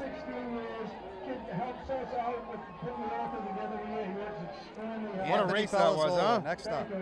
Whoa. Yeah. Next up is Mike Jacobs. Steve, you have a favorite? Friday I don't. Friday I want everybody to win. Same thing on Sunday. I want everybody to win. You don't have one that stands out? I got Orlando. One of my buddy's kids is up there walking this year. I think it's his first time. Next up, Tyler White. Little shout out. Oh, Tyler went that quick. Leo DiMercurio. Oh yeah, Leo's family. Yeah, Dylan Orlando. Al Millefogli. We're going through the list quick. 45 walkers today. Wow. These guys are moving already. Yeah. We're on 10. They got to be cold. They were standing up there for quite a while as the Saints were feathering. The wind gets you, though. I remember one of the years I won, I brought myself up a robe. When I got out of the water, I put the robe on and kept myself warm, and then next round I won it. So being warm is a big part of it. Cody Zappa up. He's a favorite up there. He's come close a handful of times. Cody comes out of the gate really good. That's a good. That's one of the main things is coming out standing tall without leaning too fast. You don't want a big lean. There he is. That's a good walk. Cody Zappa. Next up, Gabe Castiello. Next walker, Gabe Castiello. Greasy pole Gabe. Gabe does a lot for the greasy pole. Gabe Castiello. First round, courtesy round. Cannot take it down in the first round. This guy is obsessed with the greasy pole. Unfortunately, I never got to walk on Friday. That was after I had already won it. Next up is Jonathan Moody, another good walker. I'd probably have a Friday flag too if it was Friday. Here we go, John. I want to see John. Little clout. Hey, so we should point out last year, so right now the courtesy round's happening. No one can touch the flag. If you do, you get a beating. But everyone gets to walk the pole for one time, and then after that, once round 2 starts, first man to grab the flag is your winner.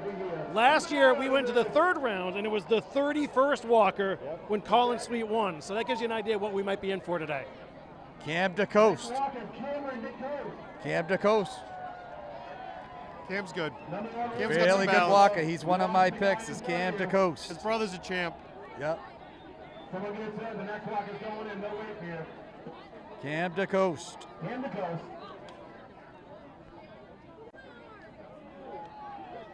Not a big fan of the high tide, to be honest with you. Long swim in. Long swim in. I like the drop. It separates the men from the mice, you know? Next walker, Andre Saputo. Andre Saputo. Next walker, Andre Saputo. See if he lives up to the hype. Carrie St. Peter. Yeah, there we go. Next up, Nick Browning. Next walker, Nick Browning. He had a good walk last year.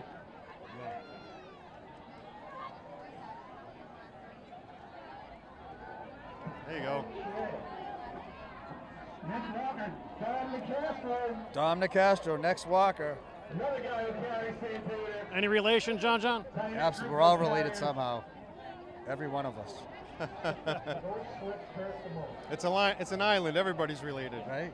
Next walker, Peter Azaro. Peter Azaro, next walker. I always hold my breath when I look at the wedding announcements in the paper because you don't want to see Nicastro. Right? Yeah. Stranger things have happened here.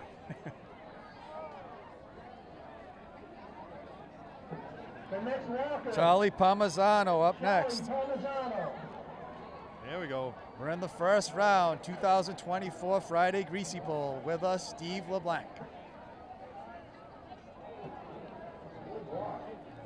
Next up, Christian Parmesano. They got some good grease up there this year.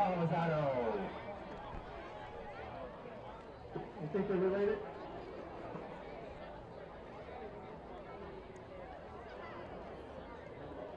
Tight quarters with no beach, though. Look at this place. It is peak high tide right now, Steve. Yep. Next walker, Tyler Ingersoll. Tyler Ingersoll up next. Tyler Ingersoll. We're about halfway through the roster in the courtesy round. First round, you cannot take the flag down. Tyler always puts on a show. Look at him. Ooh. There we go. Nice hit. Reminds me of the old Steve Goulart days.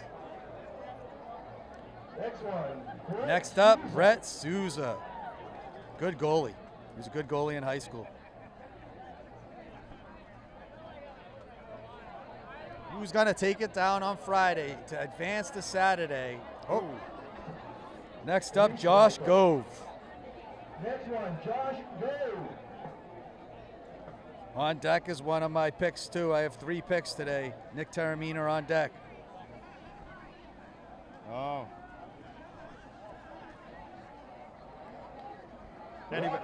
Be honest with you, and anybody's got a chance up there today. I think Nick took a swipe at the flag last year, too. Yeah, right at the end. Nick Taormina. There you go. There you go. Confirmation.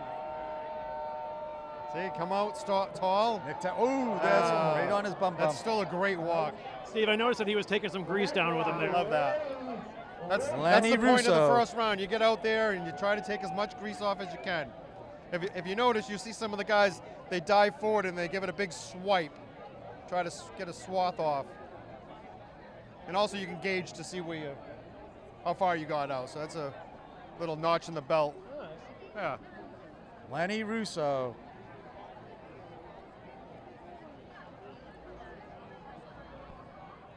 First round, 2024 Friday Greasy Pole. And we'll try to stay on top of all the names. It gets a little weird after the first round. Some guys might bow out, the first time around. Maybe someone swims out to go in someone's place. Like, weird things happen. It happens before, yeah. We've had guys swim out because it's been so long. They swim in and then they swim back out because their spot comes back up. I think John Parisi did that one year. He swam halfway in, thinking it was going to be over by the time they got back to him. I think he swam back out when he won it that year. Lenny Russo. Next up, Joel Falzerano. Nice. The 26th walker out of 45. Joel Falzerano. Congratulations to Power Orr, your 2024 Senior Women's Same Boat Champions. And there goes Joel Falzerano. Not a bad little walk. Nice walk. Sal Taormina up next. Sal Taormina. Sal's been up there for a while. Oh. Big drop. Nick Kukuru. So normally they stack the guys at the front that have been doing it for a while, or they've got family that's involved, or they're a good walker. At the end of the line, they get the people that are kind of new to this, but they got just as much chance as the guy at the front of the line. I'm ready for a Kukuru to win. Nick had the flag last year too and couldn't pry it free. I think I'm either 15th or 16th on Sunday. I'm in a good spot because I had a lot of good walkers in front of me to clear some way for me. Nick Muse up next. Nick Muse, first round, 29th walker.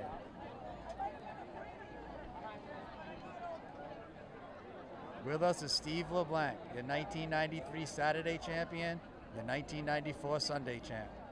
Coming out of the gates, the most important thing. Different guys have different techniques.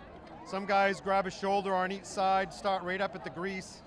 Some guys take a few steps back, want to get 4 or 5 steps before they hit the grease, which is what I do. So he was right at the beginning. No. That's a tough walk. What was that tactic? He doesn't know what he's doing. Chris Paul up next.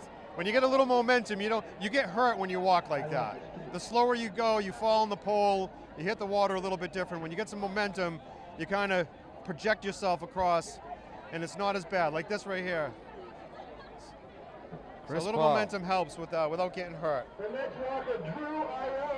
Next up, Drew Aiello, the 31st walker of the first round, 45 total. There goes Drew Aiello, good walk. Nice. Yeah. Walking next, Joey Price Jr. Remember that name? Joe Kleiss Jr., Yep. the 32nd walker. Favorite on the beach. Had a good walk last year. See if we can come back and do it again. Joey Price. Oh. Next up, Jonathan Cooney. Jonathan Cooney. Co-founder of the bridge, by the way, John. John Yeah, I Cooney. remember Jonathan Cooney with you. Jonathan Cooney. Oh, he's Best stuck. dressed though. Julian Castiello, 35th walker, first round. Oh, John Philpott, I missed one. John Philpott, What a 34th shot. walker. Keith Palazzolo on the drone. That's fantastic. Wow, what a shot that is. Wow, look at that That shot. is Wow, fantastic. John Philpott.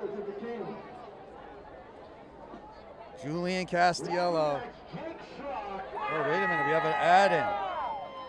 Okay, Jake Jake. Schrock. Yeah, Jake's an athlete. Friends and family right in front of us. Yeah. When you're an athlete, you gotta big steps. That was a tough one. The next walker, Jerry Shimataro. Jerry And Shimataro. these are all young guys. You know, I want to call them kids because I'm in my 50s, but these are all young guys. I think I'm the oldest one up there on Sunday. Jerry Shimataro. Here's your Steve, one of your picks, Dylan Orlando, 38th Walker. Dylan Orlando.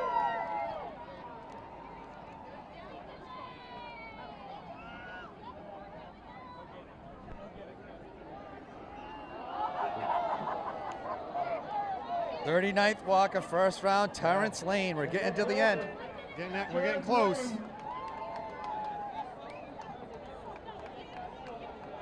I remember there's been years where it's gone 6, 7 rounds. That's a long time. I think it's going to go quick this year. One of the favorites right here, Max Allen. Oh, there you 40th go. Walker, first round, Max Allen. Max had the flag last year too and couldn't pull it down. Yep. Max Uncle's a greasy pole champ, and his grandfather's a greasy pole champ. We saw him on Sunday last year. Yeah. Another guy who had the flag in his hand. Paul Nicastro's nephew. Attaboy, Max. That was a great walk. It kind of looked like you a little bit right there. Those quick, fast like steps. a bullet. Josh Carpenter. Next up, Josh Carpenter. I was talking to Chris Carlson last night. He says, "You're still up there." I said, "Yeah, I still got it, Chris." He says, "I know you do." He goes, "You should change your technique." I'm like, "I got it balls to the wall. That's all I got. I got one speed." Andrew McComsky up next. Yeah, he had a good walk last year. Yeah, here we go. See that? There we go. Andrew Oh, McComsky. that was fantastic. Wow. See how we come up straight? Here's your walk of the day so far. Marcus Biondo Martin up next. Marcus Biondo Martin. It's a shame he's so far back in the lineup, though. If it gets back to him, he's going to take it down, no doubt. Here's a good walk. Another good walk. Yeah. Dominic Pioni. Next up, Dominic Pioni. So you think that there was less grease up there, it would be a little bit easier, but once you get on the platform and you're wet and you got that thin layer of grease, it's actually a little bit could not harder. stick. He lost his webbing. Nice. Last walker of the courtesy round, Justin Folk. Last walker, it's for real. There it is. Courtesy round's over. We're going into round 2. It's all game at this point. Starting off with the number 1 walker, Frankie Nail. Yeah, let's do it, boys. All right, folks, you're about to start the start of round 2 here for the Friday Grease Pool competition. This winner advances to compete tomorrow. First guy to grab the flag wins. Corey Cooper alongside John Nicastro and 2-time Greasy Pole champ Steve LeBlanc. So I was at the club the other night, and 30 years ago this year, I stopped Peter's streak. Peter had won it 7 years in a row. And this is Peter Frontiero, folks, about watching outside the area. I'm feeling a little streak stoppish this year again. Uh-oh. Oh, yeah. Uh-oh. Yeah, Derek Hopkins goes for 6th straight on Sunday. I'm feeling it.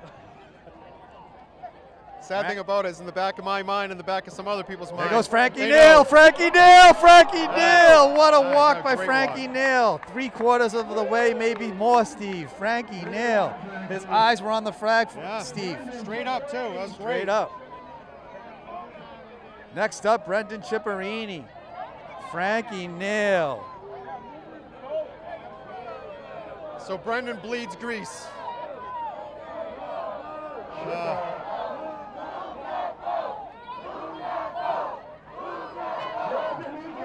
Move that boat is the chant. That's the committee boat. Committee vote, yeah. I wonder if those guys have their own camera too. Someone's got to get in touch with the committee boat to back up a little bit. Radio part of our Aquatic family, who does such a great job of the Novena every single year. Plays a beautiful at Collegiate. So that's the crowd asking for the Fiesta committee boat in front of the pole there to move out of the way so they can have a better view. Ask him. I don't think that was an ask. Sounded like the Boston Garden. Here we go. Joe Sanfilippo, a good walker, Steve. Yeah, Joe here we go. Sanfilippo. This could go down. It's in the blood of the Sanfilippos with the Absolutely. pole. A bunch of Sanfilippos have won. A lot of names through the years that have taken down the flag with the last name Sanfilippo. A lot of good walkers. Saw how you come out. Come out of that gate with a good walk. Straight up and down, you're good to go. Joe Sanfilippo. He's had his hand on the flag a couple times. I think the police are getting some of the kayaks out of the way there. Oh, yeah.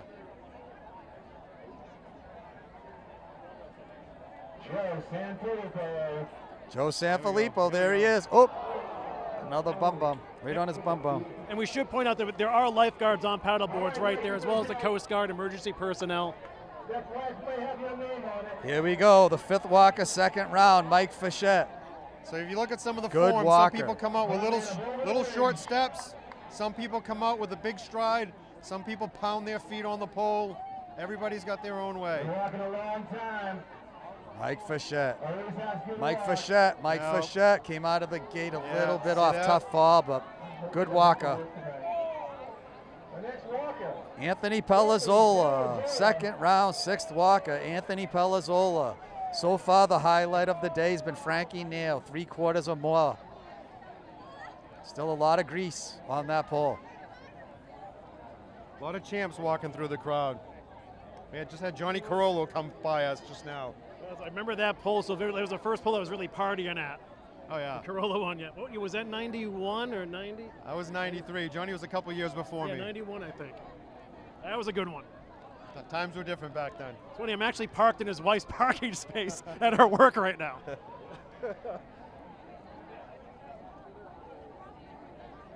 Anthony Pelazzola. Anthony Pelazzola. So I can remember back in 91, I was up there on the pole and I'm looking at all these old guys. Oh, wow. The past few years, I'm looking at myself, I'm like, geez, I'm that old guy up there, huh? Crazy. You still got some Still juice look left, though, Steve. phenomenal. I still got He it. still looks incredible. You'll see Sunday. I smell a streak stop. Mike Jacobs. Good walker, right? Yeah, Mike Jacobs. Mike's a good guy. Good walker. Yeah, good walk. Mike Jacobs. So being up so long, over 30 years on the pole, I've walked it with all the greats, Salvi, Matza, Stewie, Mike Jacobs Peter, a little Jake. slow. You know, Mike I don't want to Jacobs leave staying anybody straight out. up. He's got the balance. Walked Mike it- Jacobs. Oh. Looked like he was sleepwalking. Good balance. I A walked it little with Derek slow, this but he year. looked good This doing is my it. first year walking it with a woman, female up on the pole. So my greasy pole cycle is complete after this year. That's awesome, though, huh? Yeah, I've seen it all. Tyler White. Next up, Tyler White. There are female competitors once in a blue moon, but turns out women are much smarter than guys.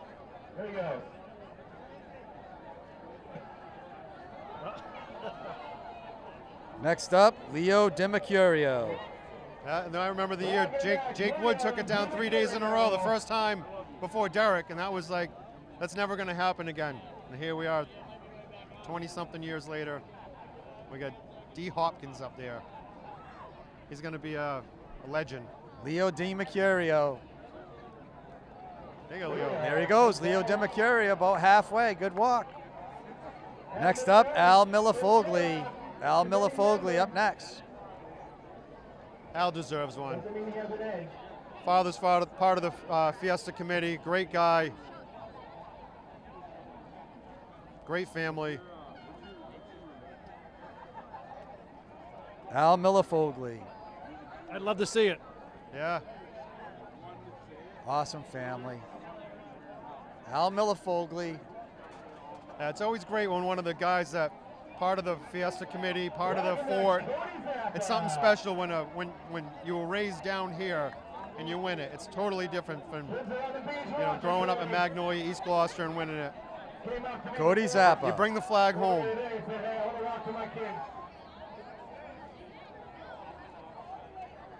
Speaking of the Cody flags, Zappa. the flags are gorgeous nowadays. My two flags, one was a closet pole with a rag strapped to it, and the other one was a piece of strapping with a piece of rag taped to it, stapled to it, that had the wrong year on it. It said 92, and it was a 94 flag. So those flags have come a long way over the past dozen years. I saw the grease gang putting it out yesterday. It is actually pretty striking. Oh, yeah. Back in the day, they just used to take whatever was down the wharf and make a flag out of it. Gabe Castiello. Gabe Castiello, 12th walker of the second round. This guy bleeds grease, too. Gabe does a lot of documentaries about the greasy pole. He's probably got a camera up there getting everybody's walks. He's a good kid. Be nice to see somebody like that take the flag down. It means a lot to him. Here we go. Gabe Castiello, good start, He had a good walk. I think he stepped on an apple. They had banana peels up there one year. Jonathan Moody. Yep.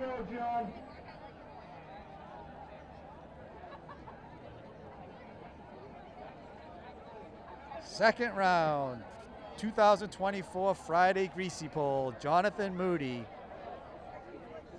Who's going to advance to Saturday?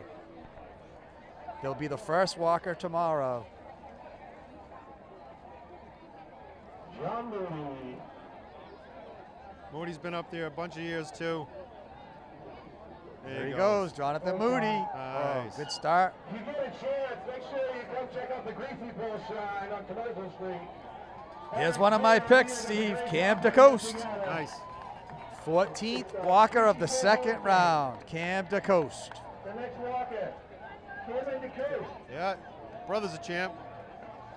I'd like to give a little shout out to my wife for allowing me to do this for so many years and giving me permission to come down here and not harassing me. So I love you, Melanie. Thank you. She's watching. Goes a long way. With you. Thank you for letting Steve come to us. Dinner would mean more, though, Steve. Oh yeah. I dragged her down for a few hours last night. Uh-oh. Yeah, that was about it. She says, "This is your thing. Go have fun." And Cam I DeCoste. appreciate that. Cam DeCoste, here he There we comes. go. Cam DeCoste Like halfway. lightning, baby. Another good walk by Cam DeCoste. Every year he has good walks. Very similar walking style as you, Steve. He comes out fast. Another all I one, got. Cliffy Carlson's another one. Yeah. Champs, Might try to clean up and go carry St. Peter. Andre Saputo. The only thing sometimes when you come out of the gate too fast, you lean a little forward. You get ahead of yourself.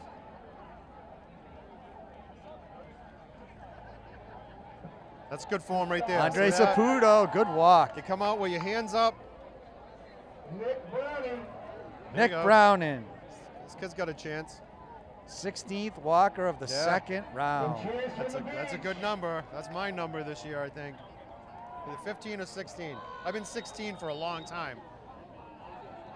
I'm the last one of the champs up there. That's why. Nick Browning, 2024 Friday Greasy Pole. Who's going to take it down to get Yeah. to Saturday? Nick Browning, halfway, no. Dom Nicastro up next. After this with the junior women's same night title. Rocking next, Don McCastro. Dom Nicastro up next. Some Don people like to McCaffrey. have a certain number up there. They want to be the middle of the pack. They want to be toward the end. Some guys like the front. I've been 1, 2, all the way back to number 16. I've been every number. Sing with blood. You gotta do what you gotta do. Peter Azzaro. Zara. Peter will put on a show. Folks, we're in the middle of round 2 here for the Friday Greasy Pole competition. Next man who grabs the flag advances to walk tomorrow. After this, we have the Junior Girls Same Boat Championship. Peter Azzaro. Charlie Palmisano There's up next. Another champ. Bloodline. Joe Palmisano. Yep. And you listen to my co-host, John Nicastro, and we're alongside two-time Greasy Pole champ Steve LeBlanc. What a great spot you guys got. I thought last year's was really good up on the deck. This is much better. Unbelievable. Yeah, you're down with everybody. We want to thank the Doherty family for allowing us to use this as an unbelievable vantage point. Yep. Yeah, thank you very much. This is a great spot. Next up, Christian Palmisano. All right. Make the family proud. He's a champ. We got a few father-son combos. We'll enjoy them. Oh, that's terrible. Next up, Tyler Ingersoll. We're ready to weigh the half point of the second round. 2024 Greasy Pole Friday. Tyler Ingersoll. Tried to get my son up there this year with me for a father-son walk. He wasn't into it this year. No dice. Yeah, so I think this is my last year after this, and unless I win, stop until the 100th, right? Yeah. I just gave you a shout out a few minutes ago. Thanks, buddy. Brett Souza up next. Corolla, 22nd busting walker chops. of the second round is Brett Souza. Yeah, so I tried to get my boy out there because it'd be nice to walk with my son. Yeah, that would be cool. Yeah, he's getting married in September. He doesn't want anything to happen to him. Is, he, is that Brawny LeBlanc? Yeah, no. He's a lot like me, though. I tell him that's a blessing and a curse. Oh, wow. But the face-off still doing its job. Josh Gove up next. 23rd walker of the second round. Josh Gove. What number we at? 30? 23. The food-grade green grease in the front, Yeah. Crisco, and some coconut on the backside. I was surprised last year when they had the grease up there. I wasn't ready for Josh that. Gove. Oh, there goes his Watch cheek. him, please. Watch him, please. One of my other picks, Nick Taramina. Watch here, people. This could go down. Nick Taramina. Here we go. Nick Taramina, made it second all the way round, back around. 24th walker. Friday. Come on, Nicky. Take it down, Nick.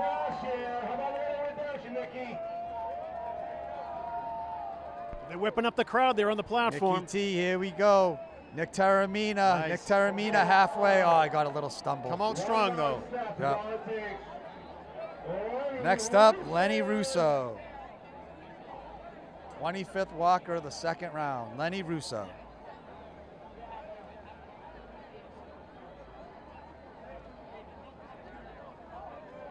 Sometimes as you get to the end of a lineup, it can get weak, but not on Friday. There's a lot of good walkers towards the end today. Yeah.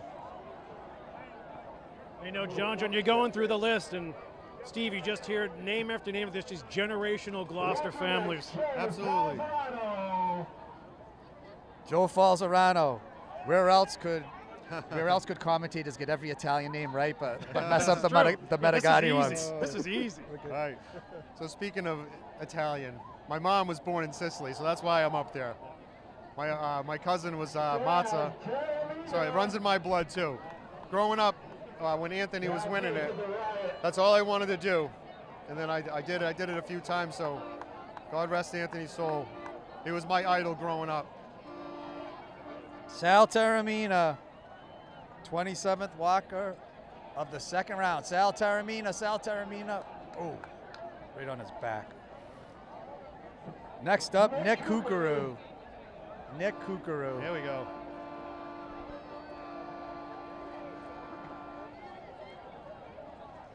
Been a long time since the Kukuru one. Got to go back to Uncle Phil way, way back in the day. What's that, the 40s, 50s? No, 60s. That's not bad. Nick Kukuru halfway. Nick Kukuru. Oh, good walk, That was Nick. great. Good walk, 3/4 of the way, going strong. There really are apples and stuff up there. So you walking on grease, and the next thing you know, you step on an apple. That can't be comfortable. Yeah.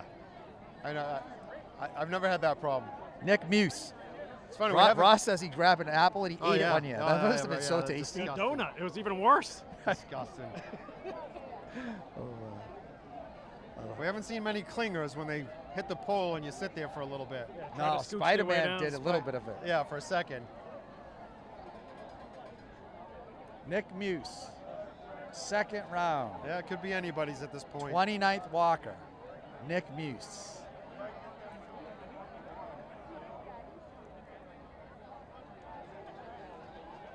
Eyes on the flag.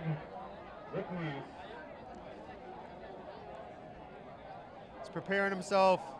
He's talking in his head. Everybody gets quiet up there. Everybody says, all right, calm down. Everybody quiet. Oh, buddy. You're going to get Nick hurt. Muse. Pumping his tires, too. We've been saying it for years. Baby steps kill. Oh, it kills you. That pole hurts. Chris Paul. Chris But like Paul I up said, you get next. out there and the pole gets absolutely quiet for everybody. It's like, shut up, shut up. And you sit there and you get in your head and you try to visualize your walk before you get out there. Now, in the meantime, the women's junior same boat racers are getting ready in their boats. They're going to take place right after this, the finals. Drew Aiello, This is 31st looking like walker. it might go a little bit. Drew had a great walk, courtesy Yeah. round. Yeah, he did have a good walk. He was well over halfway. Here we go. Drew Aiello, Nice. halfway. Drew Aiello again with another good walk. Joseph Kleiss, Come on, JoJo. 32nd walker. JoJo would be my favorite up here right now. Nice. Yeah. JoJo walked for me a couple years ago on Sunday. Steve LeBlanc with us, 1993 Saturday, 1994 Sunday champion. He'll be walking tomorrow. Come on, JoJo. Sunday. Attaboy. Yeah, look at him. Little speed. Come on, Joe buddy. Kleiss, Joseph Kleiss, Joseph Kleiss. Attaboy. Joseph Representing. Kleiss, best walk of the day yet. Good job, JoJo. Jonathan Cooney, 33rd walker of the second round.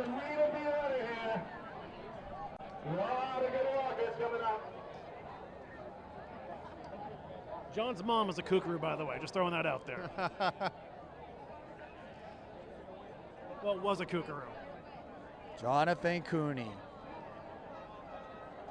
Second round, 33rd walker. Jonathan Cooney. Came out of the gate fast. Jonathan Cooney, about halfway. Next up, John Philpott. John Philpott. Family of athletes. Oh, yeah. Yep. A lot of good athletes. John Philpott. John He's Philpott. got this mini skirt on. Good for him. Next walker, Julian Castiello. Oh, Julian Castiello's actually not up there. So the next walker is Jake Schrock. Come on, 36th walker of the second round, Jake Schrock. Jake's a big boy. He comes out kind of awkward. The big guys have an awkward walk. Yeah, some of them have those big Yeah, it's the steps. big stride, yeah. Next up, Jerry Shimataro. Talented kid, though, athlete. 37th walker, second round, Jerry Shimataro. Jerry Jr. Jerry Shimataro, about halfway. Next up, Dylan Orlando, 38th walker. Here we go. Dylan Yeah, Orlando. we got Dylan's family right here in front. Come on, Dylan.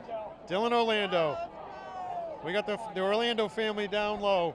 Dylan Orlando, 38th walker, second round. Come on, Dylan. Make your old man Mark Dylan proud. Orlando. Let's go. Oh, shin music. Little chin That's music all right. there. Next up, Terrence Lane. Terrence Lane. We're going deep into the second round now. 39th walker, second round. Terrence Lane. Terrence Good Lane, walk. about halfway. Good. That was a good fall. Yeah, these guys are cold up here right now. Get ready. Steve, get ready. Max Lane. Or Max Allen. Get ready. Max Allen. Come on, Max. One of my strong picks, Max I guarantee Allen. you, if Max wins, you're going to see some of the Nicastro family down in the water. Max Allen, here we Max go. wins. Take a walk over to Felicia. You're going to see a good time. Max Allen, second round, 40th walker. Get ready, it's gonna come down right here. Yep. Max Allen. And it will come down. Max Allen, here he goes, go. Max Allen, halfway. Max Allen going all the way down. Max Allen, there it is, your 2024 Friday champion. Max Allen, there you go, your Friday champion, 2024 Friday champ, Max Allen. Good job, Max, tremendous walk, right through the flag. What a walk by Max Allen. Tremendous. Wow. Good job, Max. He had great walks last year, great walks this year. His first walk in the first round was a good walk. All his walks last year were good. Steve, take us through that walk. So like I said earlier, coming out of the gate, a lot of it's confidence too. You know you're gonna win.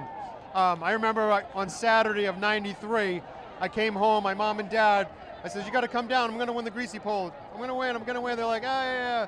They came down, I won the greasy pole. It was just like that. So you got, Like you said, he was standing straight up. Yeah, stand straight up, come out of the gate, nice and tall, and a lot of it's confidence. So Steve, now that Max has captured the flag, what happens with him tomorrow? Tomorrow he'll be #1, and I guarantee you if he wins tomorrow, we're gonna have his uncle out there on the pole with us on Sunday. Woo! I guarantee. So it's exhilarating though. You get to, tonight's gonna be a blur to him. So Wow. my advice, Max, sit back, soak it all in. Before you know it, it's gonna be over. You're gonna be back up there tomorrow, #1. You don't get many #1s. Well, you get two, these guys get 2 #1s. We're seeing the replay now. Beautiful walk. Good redemption from last year. That was great. Wow. Good for him. He deserves it. Max Allen. The Castro family's deeply rooted. They do, look at that. Wow, look at this walk. Eyes, look at this walk, Look at the straight arms. ahead. Look at that. See how the arms are up? There you have it, folks. Wow, wow. Yeah, deep roots down Felicia Oil. You know, we go down there after every pole. We used to get cleaned up. We used to meet down there before we get up on the pole.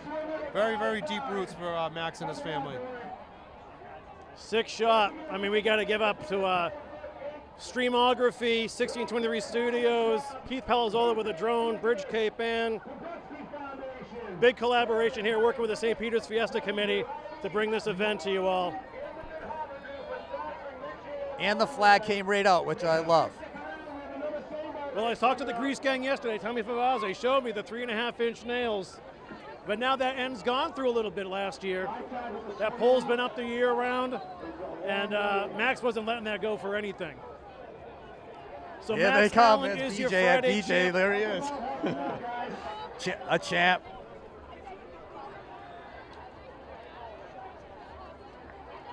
I put it on Facebook. It was official. Max Allen was one of my picks. If it's Facebook official, you know it's legit. Max Allen, he's gonna, Steve, the great up beach court, Steve. You remember that like it was yesterday. I don't. You do. Oh, Steve. Oh, being carried up. Yeah. That was a blur, buddy. That was a blur. Well, you're gonna have to do it again Sunday. Smell a stop in the air. Max Allen, your 2024 Friday champ. He's coming in now. It's a long swim in, Steve. Yeah, it is. That's a tough swim in. We've got you're winded. You're swallowing water. It's just, it's exhausting. And I'll tell you what, that entire family is, they're up to their waist in water right now, waiting for Max to get in.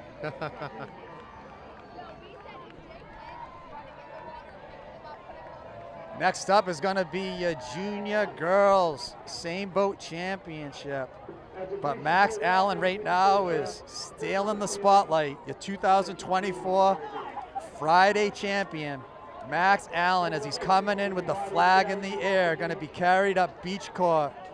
Something that he's going to remember forever, and he'll be the first walker tomorrow on Saturday.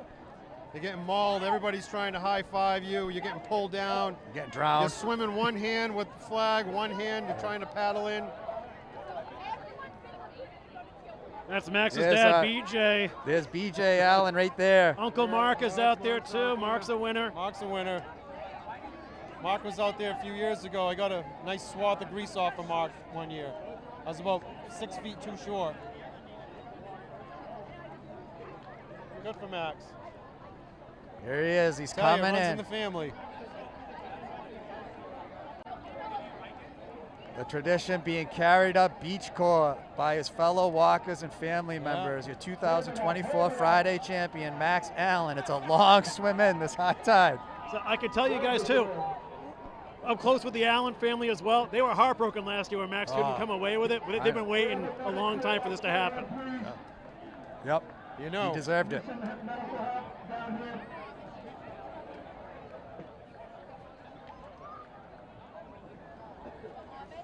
We have a cardiac that may have broken some ribs and needs some help. Uh-oh.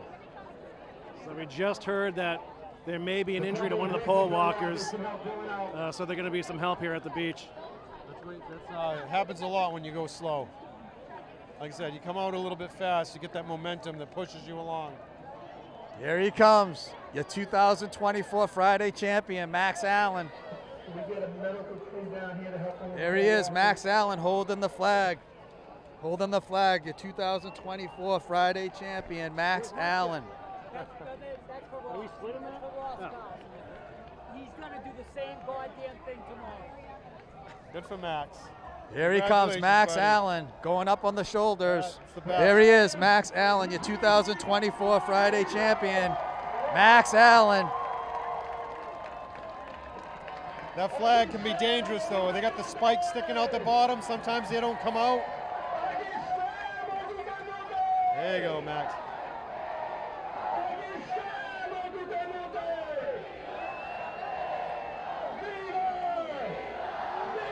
Look at that. Max Allen, your 2024 Friday champion, being carried up beach court. There's nothing like Max it. Allen, your 2024 Friday champion. Nothing like The it. tradition being carried up beach court. Yep. We've seen guys being carried up beach court. They've been dropped. They've been pulled down. All right, folks, and we are back. Corey Cooker alongside John Nicastro and Steve LeBlanc, two-time champ Steve LeBlanc, that is. We just saw Max Allen capture the pole. He's going to be walking first for Saturday's competition. That's the big prize you get today. He's not if he can get there tomorrow. He'll be there. Yeah, because he's going to have a big night in front of him now. He's not going to sleep tonight, I guarantee you. He's going to be dreaming about this. Very cool. So, Steve, your final thoughts on Max's walk and Friday's pole? Always love to be a part of this. Like I said, I'm part of it. It's part of me. I love you guys for having me. I try to give a little bit of that institutional knowledge. And congratulations, Max. Like I said, enjoy the night. It'll be over in a minute.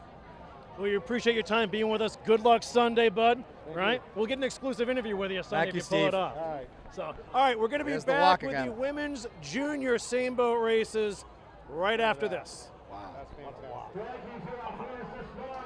Corey Kukru for 1623 Studios, and this is the story behind St. Peter's Fiesta. A Sicilian tradition was adopted in Gloucester in 1927 so the fishing community could pray for fair seas and huge catches before a statue to honor the patron saint of fishermen. It became a yearly procession which fishermen's wives organized into a multi-day celebration and feast. Religious events include a 9-day novena and a Catholic blessing of the fleet, followed by a parade where volunteers dressed in all white carry St. Peter through the streets. Fiesta concludes when the statue is returned to its home at the St. Peter's Club to a hail of confetti and song. Today, thousands enjoy the June festival with its carnival, music and mass at the ornate altar, hardcore sailboat races, and Fiesta's most popular event, the Greasy Pole, where costume contestants chase a flag pinned to the end of a greased pole high above Gloucester Harbor. The winner is carried from Pavilion Beach to the altar amidst chants of "Chi siamo tutte mute?" What are you, mute? Why aren't you screaming "Viva San Pedro"? Until next time, see you in the neighborhood.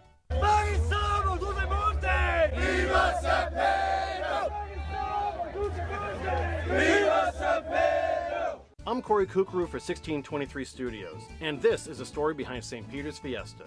A Sicilian tradition was adopted in Gloucester in 1927 so the fishing community could pray for fair seas and huge catches before a statue to honor the patron saint of fishermen.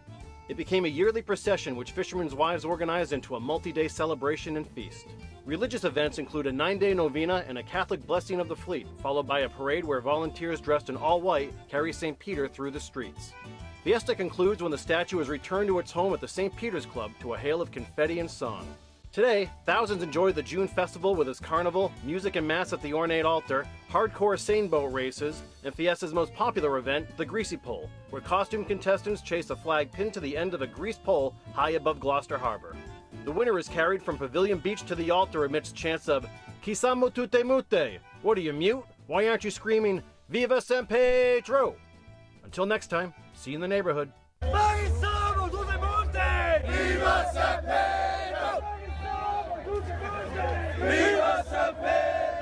I'm Corey Kukru for 16. All right, folks, and our coverage of the 2024 St. Peter's Fiesta from Gloucester, Massachusetts continues now with the women's junior same boat finals. We already saw Pau Orr upset Rogue in the women's senior finals a little earlier today, and Max Allen is your greasy pole champion for Friday. He's walking first thing tomorrow for us, but we have more business at hand, and it is the women's junior race. This is the finals now. Back again with us is Phil Francis, 4-time same boat champion, and Nikki Parisi, 10-time same boat champion, alongside John Nicastro. All right, Nikki, can you help us just set the table here for the cruise and what we can expect from these young ladies? All right, well, first off, this might be the night of Timmy Oaks. He'll also be scuttling for his Lady Luke's crew, and 3 of his daughters are on it, which is really pretty cool. So the Lady Lukes are the defending champs. They were pretty amazing last year, so I'm gonna go with them. However, anything could happen, and all of the girls out there are just gonna work their butts off, and I hope it's gonna be a good race. Are you familiar with these crews at all, Nikki? Not very familiar. I haven't been with the juniors for a while, so I really just kind of know about the Lady Lukes a little bit. Alexis Novello is the coxswain. She's Joe Novello, who's like the head of Fiesta, her daughter, and Chaos, the daughter. So I think they have a really good chance, but we can't count anybody out. The other thing that we need to discuss that I know is going to piss Phil off is this is the first year that we will have mostly woman scuttlers in the race. Phil? Anything? Let it go. I think, Phil, you'd be proud. Proud of what? Women scuttlers. Not the way it went about, but we won't even talk about that. Anyway. I think the favorite in this race right now is the Lady Lukes. What you find out over the years is that defending champion juniors usually ends up winning the year after because they have a year under the belt, they're a year older than who they're rowing against. If everybody remembers, though, last year's race was the race of the weekend. I'm going with Lady Lukes. I have a soft spot up my heart. Timmy's a very good friend. His daughters are great kids. And it was the picture of the Fiesta last year when they hit the beach and seeing his 3 daughters jump on him. And it brought, it was very emotional. It was a great moment. It was a great moment. It brought, I had a tear in my eye for it. But the biggest thing about it is these are the young people that are going to be the stars in the women's race in a few years. So I think we're going to have a good race today. We'll see what happens. So not only does Timmy just scuttle for the winning crew, he's scuttling for this crew with 3 of his daughters on it, at least 3.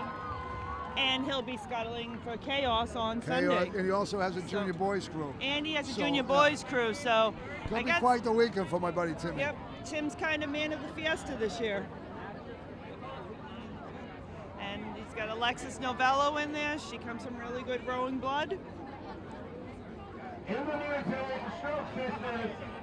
I also want to shout out to the woman in the St. Peter's Club that fixed my shirt for me. Thank you. What was wrong with the shirt?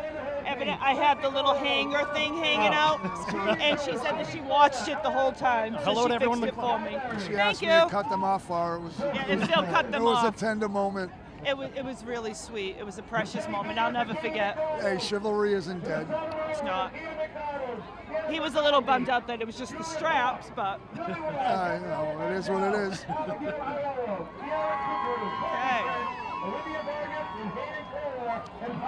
All right, so just like in the women's senior scenes, now the juniors are getting into position. Then the posturing will begin. It will. The back and forth, but we're still waiting for another boat. Oh, they're over there. So what I do want to ask Nikki and Phil, it's an hour since the women's scenes have happened. The tide is starting to move out just a touch. Any difference in the conditions now is what we saw in the first race today? It doesn't look like it's as choppy as it was earlier, which I was hoping for a chop. It's I pretty like cool. seeing a chop because you get to find out what the stairs have. That's a stairs point of view. I wanted to find out if somebody really earned it.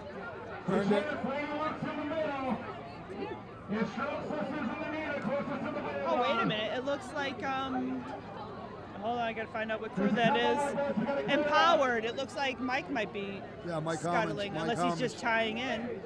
But it was supposed to be, so Jenny Davis is supposed to be doing it. I think Jenny Davis is over here. What? I think that's her right there. That's Jenny Davis No, over there. that's Jenny. I'm sorry. So there was supposed to be a woman in Mike Harmon's boat too, though. Yeah, there was a woman, another woman that stayed on Sunday. Ralphie, Oh, Stroke that's right, Sisters. Ralphie. Okay, that's right. That's Stroke right. Sisters Michael has Marty Ralphie. Ashley Smith. Oh, they must have just dropped him off the Ralphie's committee scuttling. boat. Yeah, they just dropped him off from the committee boat. All right, so I recant. There's only one woman scuttler this year, and that will be Jenny Davis, and will be with Empowered in the Santa Maria. However, this is not the first year that women have scuttled. It happened back in maybe 2005, 2006, when Doreen Scola scuttled for a race. Phil, come on. I didn't say a word. Be nice. What's wrong with you? Your Fiesta spirit, Phil. My Fiesta spirit's always there. All right. All right, so these girls got to start lining it up. Let's go. Jeez. Come on.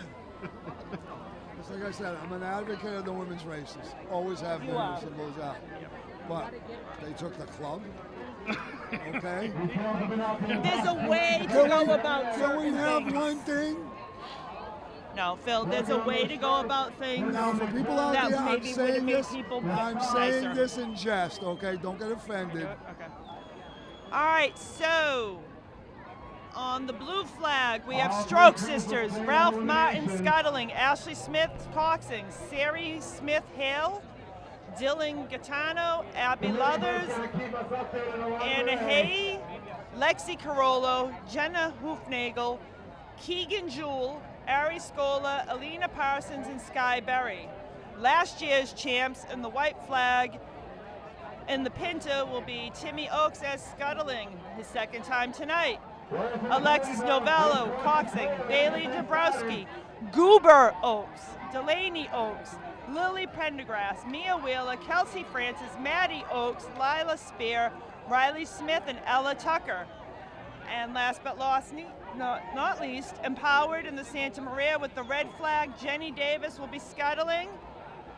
Jamie McDonald will be coxing. Eden McDonald, Jasana Mercaldi, Julia Park, Lily Wall, Gabriella Martel, Abigail Aiello, Kiara Kukuru, Courtney French, Olivia Vargas, and Hayden Kohler. And we still have a great crowd here on the beach. And there's still a good crowd, as should be. And we need to support the young girls. They're the future of the race. Absolutely. It was a good crowd yesterday too for the junior boys, which the eliminations came down to literally not even a bench, like that, literally one seat. That's it. And that's why, I mean, and I feel bad for the boys. Why do they have a Thursday 10 a.m.? I don't understand it. But maybe they should be Saturday after the men's race. Well, that was the eliminations yesterday. They have their Yeah, championship they had race this the weekend. eliminations, but it's on Thursday at Yeah, 10 I know, o'clock. yeah. I mean, their parents work, people work. Yeah. Not everybody can make it. All right, they are lining it up. Let's go. I think this is going to be a pretty quick Yeah, start. they want to get it up. Jenny's ready. Jenny's She's ready to go. Yep. She wants to prove something. So we have in the middle, we have the defendant champs, Lady Luke's going for the. They're going backwards though. Jenny was for a second. Let's get the kids out of the water if we can.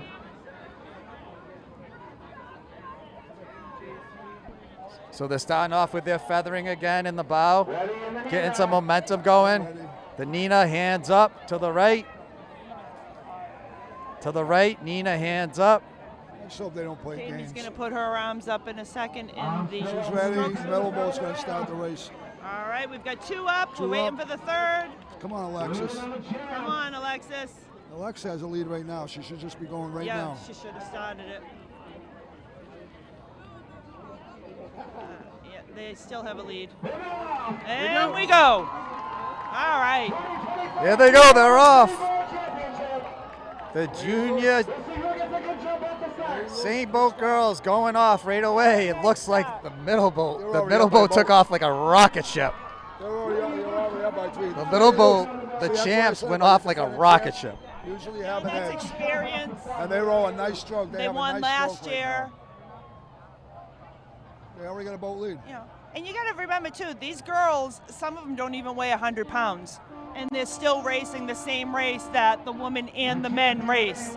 The same oars, the same course, the same mile. I think it's pretty amazing. So give me the importance of a hot start like this. They just smoked them at the start. You know something? It's a mental thing. If you see that you get jumped at the start, and like right now they're behind by a boat, it starts wearing on you. Where it's just the opposite. The boat that has the lead, adrenaline takes over. The more you have that lead, the adrenaline takes over. You don't feel that pain. Right now, those two boats that are behind, they're going to be dragging a little bit, wishing themselves, how are we going to catch them? But sometimes they get such a good lead that they just they use everything they have to get that lead out of the start, and then they might fall apart. I'm going to make a prediction right now. But I'm going to go with Lady this Luke race just because the race is over right now. They This already race is won. over right now. They got a boat and a half lead right now. The race is over. They've won. They've won in the past. They have Timmy Oaks. You must they be have fun a at the good racetrack, crew. Phil. They're going to win this race by 4 boats. And the other crews are less experienced. Right, they're experienced. But they're out there and they're doing it. They're the defending champs. I've been in the junior crew the second year. You always win big because you're rolling against people that have their first year. That's a great who have point. the experience. When I coached juniors, and we won 3 years in a row. It was like they were untouchable. The first year was a tough race. It was very close, but then after that, they couldn't get touched. I think I've only seen it once where a defending junior champ lost. That was about 10 years ago, I think it was. But defending junior champs, whether it's boys or whether it's the women's races, always come back and win the second time around. Well, you got to figure too, there's girls on these boats anywhere from 14 to 19 years old. Right. That's a huge age difference, a huge strength difference, mentality, everything. So these little girls that are just getting into it and just starting, just stick with it. They'll get it. It's a great shot, huh? That is an amazing shot. That is so, and look at them. Their oars are all They have a together. great stroke. That looks like a woman's winning crew right there. Usually you see a little spider in the younger people's. There's nothing. Not at all. They They're on are a great stroke. perfect. Alexis does a good job with them coaching. Alexis has experience, so she does a good job. I'm going to guess they're going 32 to 34 strokes. And you can't even see the other boats now. Where's the other 2 boats? Oh, there we go. They're coming in now. They got 3 boat lead right now. At least. So, Nikki, now that you see that we have drone footage, are you going to get back in a boat next year? Absolutely. I did not want to be in a boat this year. I had an injury. But I'll be back next year. Hopefully, if anybody wants me. Was it a blouse-related injury or no? I'm sorry? Was it blouse-related? No. No, actually, it was not blouse-related. I thought I was retired, and I got the call last Friday. Raced Wednesday night. Oh, I've retired 4 times, but Joanne Frontero keeps making me come back, and then this year I couldn't. A couple of weeks before the race, I hurt myself. Oh, I got the first responders race tomorrow morning. That should be interesting. Now explain that. It's the police, firemen. We think the Coast Guard has a crew. They're a hit or miss. You never know if they're going to show up or not. That happened last year. Yeah, I remember. But it's a rivalry. It's like, And you have to be a police officer, a fireman, so they can't call somebody in. I was in it last year, and we were leading by 3 or 4 boats. They want to smash them. They want to embarrass them. It's funny. And this year we have one of the women rowers rowing with us, Kelly Gossam. Yeah. We had a couple guys got hurt, and I was talking. I got a call from Brendan Ciabarini. I said, "Well, Kelly, she rows same boats. Get her in the boat." And I tried to get the other woman, police officer that rows, but she had a row tonight in the women's crew that won. But Kelly came out with us. She's solid. I think she's rowing lead stroke for us tomorrow. It's like I said, I got no problem with women rowers. And these women are killing it right now. You're watching the women's junior sailboat finals right off Pavilion Beach. They're in the midst of heading out a half mile to circle a red, white, and blue flag before heading back to the beach. What are we looking at right now? Who's out front? Well, last year's champs are definitely out front. But I will say these other two crews have a nice stroke. They're together. They are working. Well, that's the key. Keep a stroke together. You can be the strongest Stay crew in together. the world, but if you don't have a crew that rows together, you can see weaker crews beat stronger crews because they have the stroke. They have a better stroke. If you only have 9 people rowing together and one's off, you're done. One person. The other person acts as a brake to you. Absolutely, because you're dragging them around, and you They got just about need 3.5 everybody boat rowing, lead right and they now. need to be together. He's not killing right now. She's not killing them right now. They got a She nice doesn't lead. need to. Right. When they There's get no around need the to kill flag, 'em. though, watch. She'll open it up a Oh little yeah, bit when halfway. they get in. around the flag, even if Yeah. they're 20 boats ahead, she's going to turn it on Oh, because yeah. that's just what you do. Here they go, approaching the turn. And a bit of a tailwind too. What do we got? About 50 yards to the Yeah, turn. they're gonna blow. They're gonna get blown right in. They have a nice light crew. So now you're looking at a red, white, and blue flag there. Each boat is designated to its own lane, and they're going to work right now on starting to make that turn. Yeah, Timmy's gonna start making his approach right now, and he'll do like he did in the last race. He's not gonna try to do anything fancy. He's just gonna get him around. He's got a nice lead, play it safe, and then smash him on the way home. Coming home, they can all just crack open a beer. Yeah. Oh no, they're too young. This is They're too juniors. young. They're too young. Sorry. Here we go. They're turning. Non-alcoholic Jello shots. Mimosas. It's funny, one year my junior girls, after we won, somebody gave one of my girls a beer. And she was puking the whole way back to the dock. See, that's a nice story. That was super You can't fun. get that anywhere, folks. Hey, Lizzie, Nice turn. that's too, you. Timmy. Yeah, he made he caught it. All right, nice turn. All right, the other two are turning at the same time, so it could be a good race for second. I know. Second place gonna be. Yeah. Could be. Depends on the turn right now. But I mean, Mike's going Lady wide. Luke's. No, I'm sorry. I said in the before race that don't call it yet, but this one we're calling. It's Lady Luke's. The other crew looks like they're going down the Annisquam River. Ralphie had a little issue. Yeah. This race is over. They're that good. Yeah. They should be in the women's division. It was over. It was Yeah, over. stroke 100 looks yards off the incredible. beach. I want to row with them. Now, even though you sort of hope for like a photo finish at the end, Right. but sometimes those runaway wins are just as impressive. This is very, very impressive. They haven't missed a stroke. They have it. The stroke's incredible. Look at that stroke for the junior division girls. It's unbelievable. Alexis has done an amazing job Yep. with them.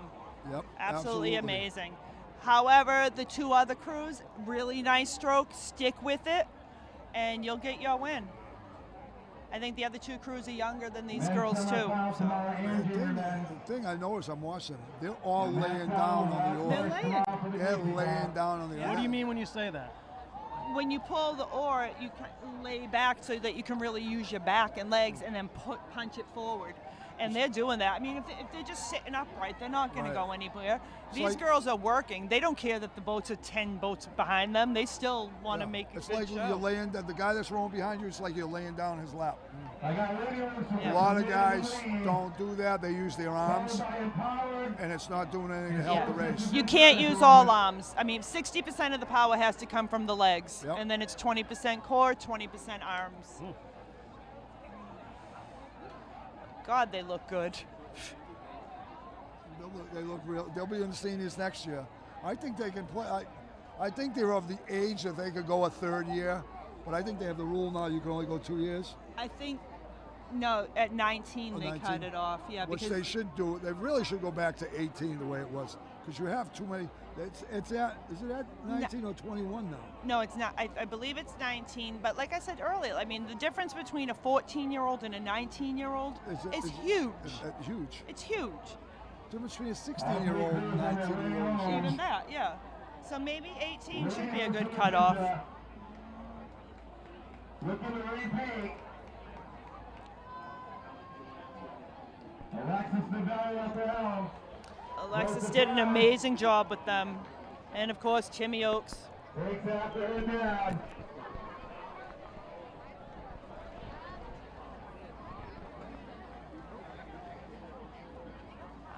So they're just passing 10-Pound Island, so that probably makes them feel a little bit better knowing they're getting closer to home. Oh, they're all smiling right now. Yeah. Right now, they're all whooping. Timmy's got a big smile on his face because he knows he's going to get a big hug from the girls again. But they're not, hopefully they're not going to let them know how well they're doing, because then they might kind of give up a little bit. So we want them to just keep going. You know as well as I do, they say don't look at anything else, but somebody just took a peek at 10-Pound Island. Look at perfect stroke. And the other two boats still, they still have nice long strokes. They're all together. Nice straight lines. Nice straight lines. They should all be really proud of themselves. We might see some tears at the end of the race, but nobody should be crying. There's no crying in same boats. What do you think they have, Phil? 4 boats? More than that. You look right there. They got about 7 or 8. Oh, Jesus. Yeah, they do. 1, 2, 3, 4, 5, 6. Half a football field. At least 7. That's a big lead for the defending champs, the Lady Lukes. Yep. And you watch when they tell the greasy pole shuffle, they are just going to turn it on and go nuts. They will. So, Nikki, you mean once they reach the greasy pole out here, that's like the final stretch? They're going to hear everyone on the beach, probably spot family, you know? Yeah, that's it. We call it the greasy pole shuffle. Because once you get to the greasy pole, you know you have 20, 30 more strokes, and you just let it all go. You empty the tanks, and you go. Regardless if you're 15 boats ahead or not, you still do it. Your family's here cheering for you, the crowd's cheering. All right, why is the front lead oar was out of the water for 2 strokes on Lady Luke's? She's back in. Didn't make a difference, but here we go. Getting close to the greasy pole. Is Ralphie's crew coming back for second place? Yep, looks. It looks like Stroke Sisters might be coming in on second, but Empowered isn't too far behind. Maybe half a boat. Full boat? Yeah, they're behind the crew on the left. They're ahead by a boat, but the other crew looks like it's coming. Here they go, the greasy pole shuffle. Who's going to get second? We know who has first. Pint is coming home. Second win. Good for them. Nice job. Lady Luke's 2024 champs. Beautiful along with 23. Beautiful stroke. Timmy Oaks, Alexis Novella, Bailey Dombrowski, Goober Oaks, Delaney Oaks, Lily Pendergrass, Mia Wheeler, Kelsey Francis, Maddie Oaks, Lila Spear, Riley Smith, and Ella Tucker. Timmy Oaks is going to be the man of Fiesta this year. Daddy, a big hug. Big Daddy with 3 of his girls That's on the That's boat. a great picture. All those girls, they appreciate what they do for them. That's what it's all about. 3 of your daughters on one boat. Amazing. And Santa Maria Empowered second with a close third with the Nina and Stroke Sisters. Excellent race for all 3 crews. Great job, all 3 crews. Congratulations. Congratulations to Lady Luke's 2024 champs, 2023 champs, back to back. Girls than he does when with chaos.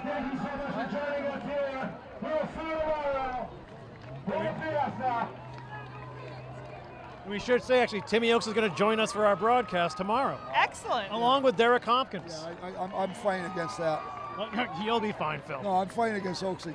I told him the other night, no, that's it. I don't want you This around. is going to be the year of the Oaks. No, I love Oaksy. The year of the Oaks. He's a dear friend. His girls, him, that's awesome. That's what it's all about. That's the most important thing right there, is him with his 3 kids right there. Yeah, winning with your daughters like that is just awesome. It's just awesome. Really, I needed to make sure I could see my daughters on the beach, but he has his daughters in the boat. If you don't see one of them, you're screwed. Right. They're in seat 5. Where's Goober? Yeah, where's Goober? She was just jumping up and down, I think. Awesome job. You see the Lady Luke's holding the American flag. That is your prize. And now they live in infamy. What a picture for the living room. Your 3 daughters and you, again. Yeah. There's a great photo right there. Yeah, and we got Eric Dombrowski with his daughter. That's really pretty sweet. That's a having great- yeah. everybody with their daughters. I'm a great row, Eric Dombrowski. Yep. Yeah, I think they both were on Chaos. They right? both are on Chaos, yeah. Were they both on Staying Alive? No, Eric wasn't. Neither one of them were. Oh, all right. Neither one of them were. But that was the beginning of Chaos, really. Kind of 2 years later, yeah, because there was Yeah. a few of us that were left high and dry by some of the guys with Staying Alive that thought they were going somewhere better. And we kept 4 or 5 guys from Staying Alive, made a few phone calls, and they're still here today. You never leave a winning crew. Why would somebody leave a winning Well, we crew? lost. When we lost that year after, they just they thought they were going somewhere in a better spot. I made that mistake once, and it was the biggest mistake I ever made. But The biggest mistake you ever made? Well, I can think of 3 others right now. Yeah. in rowing, the biggest mistake I ever made was when I left Chaos, because I thought I was going somewhere. Oh yeah, because then you didn't get to come to the parties anymore. No, but the good thing about it is Oaksy. I told him get Oaksy, and Oaksy's won a few since, so couldn't ask for a better guy to win. And Ralphie's been at it for years. He always jumps in with the juniors and helps out with Yeah, them. Ralphie. I mean, I don't know how many years. I mean, he's always been very supportive too. How many years I've been out there rowing, and he's in the committee boat right next to us. Oh, yeah. And he's cheering and everything. So, and that's huge. Another great guy.